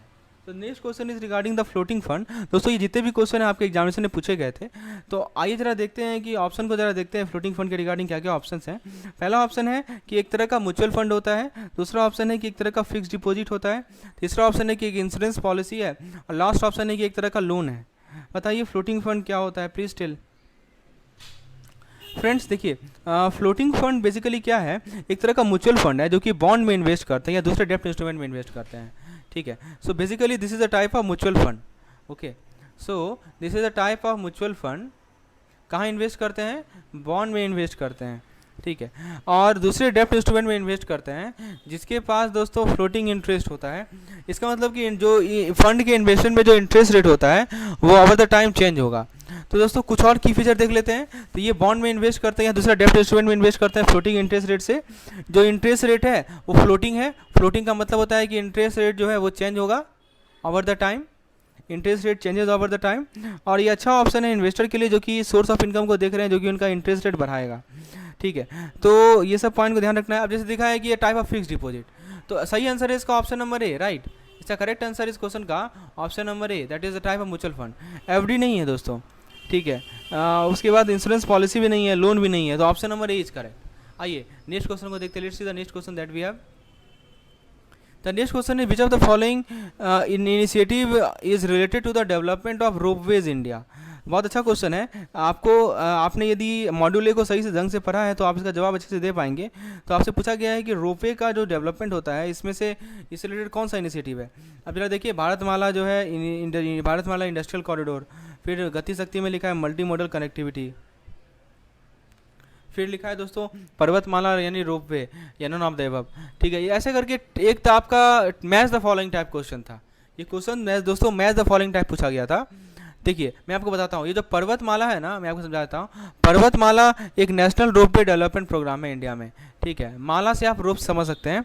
ठीक है, तो ये अनाउंस किया गया था 2022-23 का जो बजट था उसमें अनाउंस किया गया था, 1000 करोड़ का आउटले था। ठीक है, तो ये जो प्रोग्राम एम ये है कि हम रोपवे को डेवलप करें हिल एरिया में ताकि कनेक्टिविटी और टूरिज्म को बूस्ट कर सकें। दूसरा ऑप्शन जो है रोपवे से डेवलपमेंट से नहीं है। जैसे आप भारतमाला दे सकते हैं, तो भारतमाला इंडस्ट्रियल कॉरिडोर है। ठीक है, तो भारतमाला क्या है दोस्तों, इंडस्ट्रियल कॉरिडोर है। Sorry, this is the road infrastructure project. ये क्या है दोस्तों, रोड इंफ्रास्ट्रक्चर प्रोजेक्ट। उसके बाद दोस्तों गति शक्ति एक मल्टी मॉडल कनेक्टिविटी प्रोजेक्ट है, राइट। तो कुछ की फीचर और बता देते हैं पर्वतमाला के में। ये यहाँ पे पर्वतमाला में क्या लिखा हुआ है कि जितने भी हिल एरिया हैं सभी में रोपवे को डेवलप करेगा। रोपवे से यूज़ किया जाएगा पैसेंजर और कार्गो ट्रांसपोर्टेशन के लिए। प्रोग्राम को इम्प्लीमेंट किया जाएगा मिनिस्ट्री ऑफ टूरिज्म के द्वारा स्टेट गवर्नमेंट के साथ कोलैबोरेशन में। और जो टोटल कॉस्ट है इस प्रोग्राम का वो है 1000 करोड़। तो ये है हमारा पर्वतमाला से रिलेटेड जो हमारा पॉइंट्स है उसको मैंने आपको बताया। चलिए आगे बढ़ते हैं। Let's see the next question. तो नेक्स्ट क्वेश्चन पूछा गया था, इनमें से कौन सा ऑफर मर्चेंट बैंकिंग ऑफर नहीं करते। विच of the following offer is not offered by merchant bank. बताइए मर्चेंट बैंक के द्वारा कौन सा ये सर्विस नहीं ऑफर किया जाता है। तो ऑप्शन को जरा देखते हैं। Under writing service. दोस्तों अंडर राइटिंग सर्विस क्या होता है, what is the under writing service. तो अंडर राइटिंग सर्विस बेसिकली ऐसा सर्विस होता है जिसके अंदर आप सिक्योरिटी के सेल को गारंटी करते हैं। ठीक है, सेल का सिक्योरिटी क्या होता है, गारंटी होता है। ठीक है, जैसे कि बॉन्ड हो गया या स्टॉक हो गया। तो मर्चेंट बैंकिंग आपको, मर्चेंट बैंक जो होते हैं वो अंडरराइटिंग सर्विस प्रोवाइड करते हैं कॉर्पोरेशन को जो कि नए सिक्योरिटी को इशू कर रहे हैं। नेक्स्ट है हमारा पोर्टफोलियो मैनेजमेंट। तो बेसिकली एक प्रोसेस है कि आप ग्रुप ऑफ इन्वेस्टमेंट को मैनेज करें।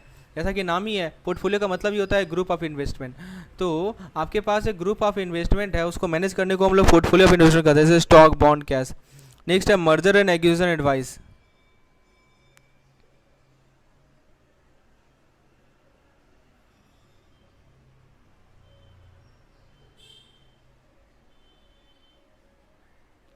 So the next point we have is merger and acquisition, that is called M&A.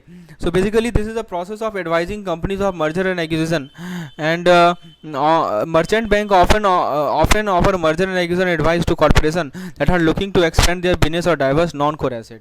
Okay, so option number D is correct. तो कौन सा ऑफर ना किया जाता है ये पूछा जा रहा है। तो मर्चेंट बैंकर ये ऑफर करती है। फिर जहाँ तक बात है deposit and loan to individual company, ये नहीं करती है, राइट। ये गलत है। मर्चेंट बैंकर दोस्तों रिटेल बैंकिंग एक्टिविटीज़ में इन्वॉल्व नहीं होती, ये हमारा रिटेल बैंकिंग का एक्टिविटीज़ है, right. So merchant banker are not involve in this retail banking activity, please remember. So option number C is correct. बाकी underwriting service merchant banking करेगी, portfolio management करेगी, merger and acquisition advice देगी। सो these are done by merchant banker but not deposit and loan to individual member. आइए next question देखते हैं। इस question में पूछा जा रहा है कि जो आयुष्मान भारत प्रोजेक्ट है तो गवर्नमेंट ने कितना एलोकेट किया है। दोस्तों जो हेल्थ सेंटर है वो इक्विप्ड होगी बेटर, ऑप्शन को जरा देखिए, देखिए टीयर 2 टू टीयर 6 सिटी में पूछा जा रहा है, 5 लाख, 10 लाख, 15 लाख, 20 लाख, तो इस प्रकार का सवाल पूछा गया था। So friends, if you want to download the PDF of this particular video, यदि आपको दोस्तों इस पार्टिकुलर वीडियो का PDF चाहिए तो हमारे टेलीग्राम चैनल को ज्वाइन कर लीजिए। टेलीग्राम चैनल का लिंक आपको डिस्क्रिप्शन में मिला है, यानी तो दोस्तों हमारा ऐप को इंस्टॉल कर लीजिए। ऐप का जो हमारा फ्री मटेरियल सेक्शन है वहाँ पे PDF अवेलेबल है, ठीक है। आपको यदि इस तरह का क्वेश्चन का PDF चाहिए दोस्तों, रिकलेक्टेड क्वेश्चन का, तो हमारे ऐप का फ्री सेक्शन में चले जाइए, वहाँ पे आपको PDF मिल जाएगा, उसे डाउनलोड कर लीजिए और फिर आप उसे स्टडी कर सकते हैं, अपने रिकॉर्ड में रख सकते हैं। तो सवाल ये है कि दोस्तों आयुष्मान भारत प्रोजेक्ट के अंदर कितना अमाउंट एलोकेट किया गया है हेल्थ सेंटर के कंस्ट्रक्शन में टीयर 2 टू टीयर 6 सिटी में। दोस्तों आयुष्मान भारत प्रोजेक्ट में जो गवर्नमेंट ने 20 लाख एलोकेट किया है, तो ये जो हेल्थ सेंटर है वो इक्विप्ड होंगे बेसिक मेडिकल फैसिलिटी जैसे डॉक्टर, क्लिनिक, लेबोरेटरी, फार्मेसी, इनके पास फैसिलिटी होगा कि वो मैटरनल और चाइल्ड हेल्थ केयर प्रोवाइड कर सकें। और देखिए सबसे पहला लिखा है 5 लाख, तो दोस्तों 5 लाख हेल्थ सेंटर, देखिए 5 लाख भी एलोकेट किया गया है, लेकिन ये एलोकेट किया गया है construction of health centre, construction of health centre in rural area. कहाँ पे? रूरल एरिया में 10 लाख एलोकेट किया गया है सब health centre in rural area, सब हेल्थ सेक्टर रूरल एरिया में यदि सब हेल्थ सेक्टर बनाना है तो 10 लाख एलोकेट किया गया है, ठीक है। तो सही जवाब है दोस्तों इसका 20 लाख, ठीक है। तो बेसिकली 20 लाख अमाउंट को एलोकेट किया गया है हेल्थ सेंटर यदि बनाना है टीयर 2 टू टीयर 6 सिटीज़ में। So friends, now let's come to the next question that we have. Okay, OSOWOG, ये सवाल है दोस्तों, आपसे सवाल पूछा जा रहा है कि OSOWOG का फुल फॉर्म क्या है, ठीक है। आइए देखते हैं क्वेश्चन को, कि आपसे पूछा जा रहा है कि OS वन सन, ठीक है। देखिए सवाल ये था OSOWOG, तो इसको फुल फॉर्म होता है one sun one world one grid. तो सोलर एनर्जी के कॉन्टेक्स्ट में बताइए। तो ऑप्शन ये है कि एक सिस्टम होता है interconnecting power grids that share solar energy across the globe, a single solar panel that can provide energy to the entire world, a project to launch a satellite that will capture solar energy and distribute it to the world, a policy to limit the use of solar energy to only one country or region। दोस्तों देखिए ये जो OSOWOG यानी एक concept है जो कि propose करता है ग्लोबल एनर्जी ग्रिड क्रिएट करना, ग्लोबल एनर्जी ग्रिड। सो ग्लोबल एनर्जी ग्रिड को क्रिएट करेगा जो कि इंटरकनेक्ट करेगा सारे पावर ग्रिड को across the world. So this global energy grid will interconnect all power grid, world में जितने पावर ग्रिड है सबको कनेक्ट करेगा। एंड जिससे क्या होगा कि सोलर एनर्जी का जो शेयरिंग है वो एफिशिएंट हो पाएगा across different country and region. इसके पीछे आइडिया ये है कि इंश्योर कर सके कि सस्टेनेबल और रिलायबल सप्लाई ऑफ एनर्जी, ताकि वर्ल्ड का जो ग्रोइंग डिमांड है उसको मीट कर सकें और कार्बन इमिशन को कम कर सकें। तो दोस्तों ऑप्शन ए करेक्ट है, यहाँ पे option A correct answer to the question. Option B और सी फिजिबल नहीं है। ऑप्शन बी कह रहा है कि single solar panel can it provide energy, ये फिजिबल नहीं है। और सी भी फिजिबल नहीं है कि सैटेलाइट को लॉन्च करे जो कैप्चर करे। B and C are not feasible. And finally therefore option A is a correct answer to this question. So friends,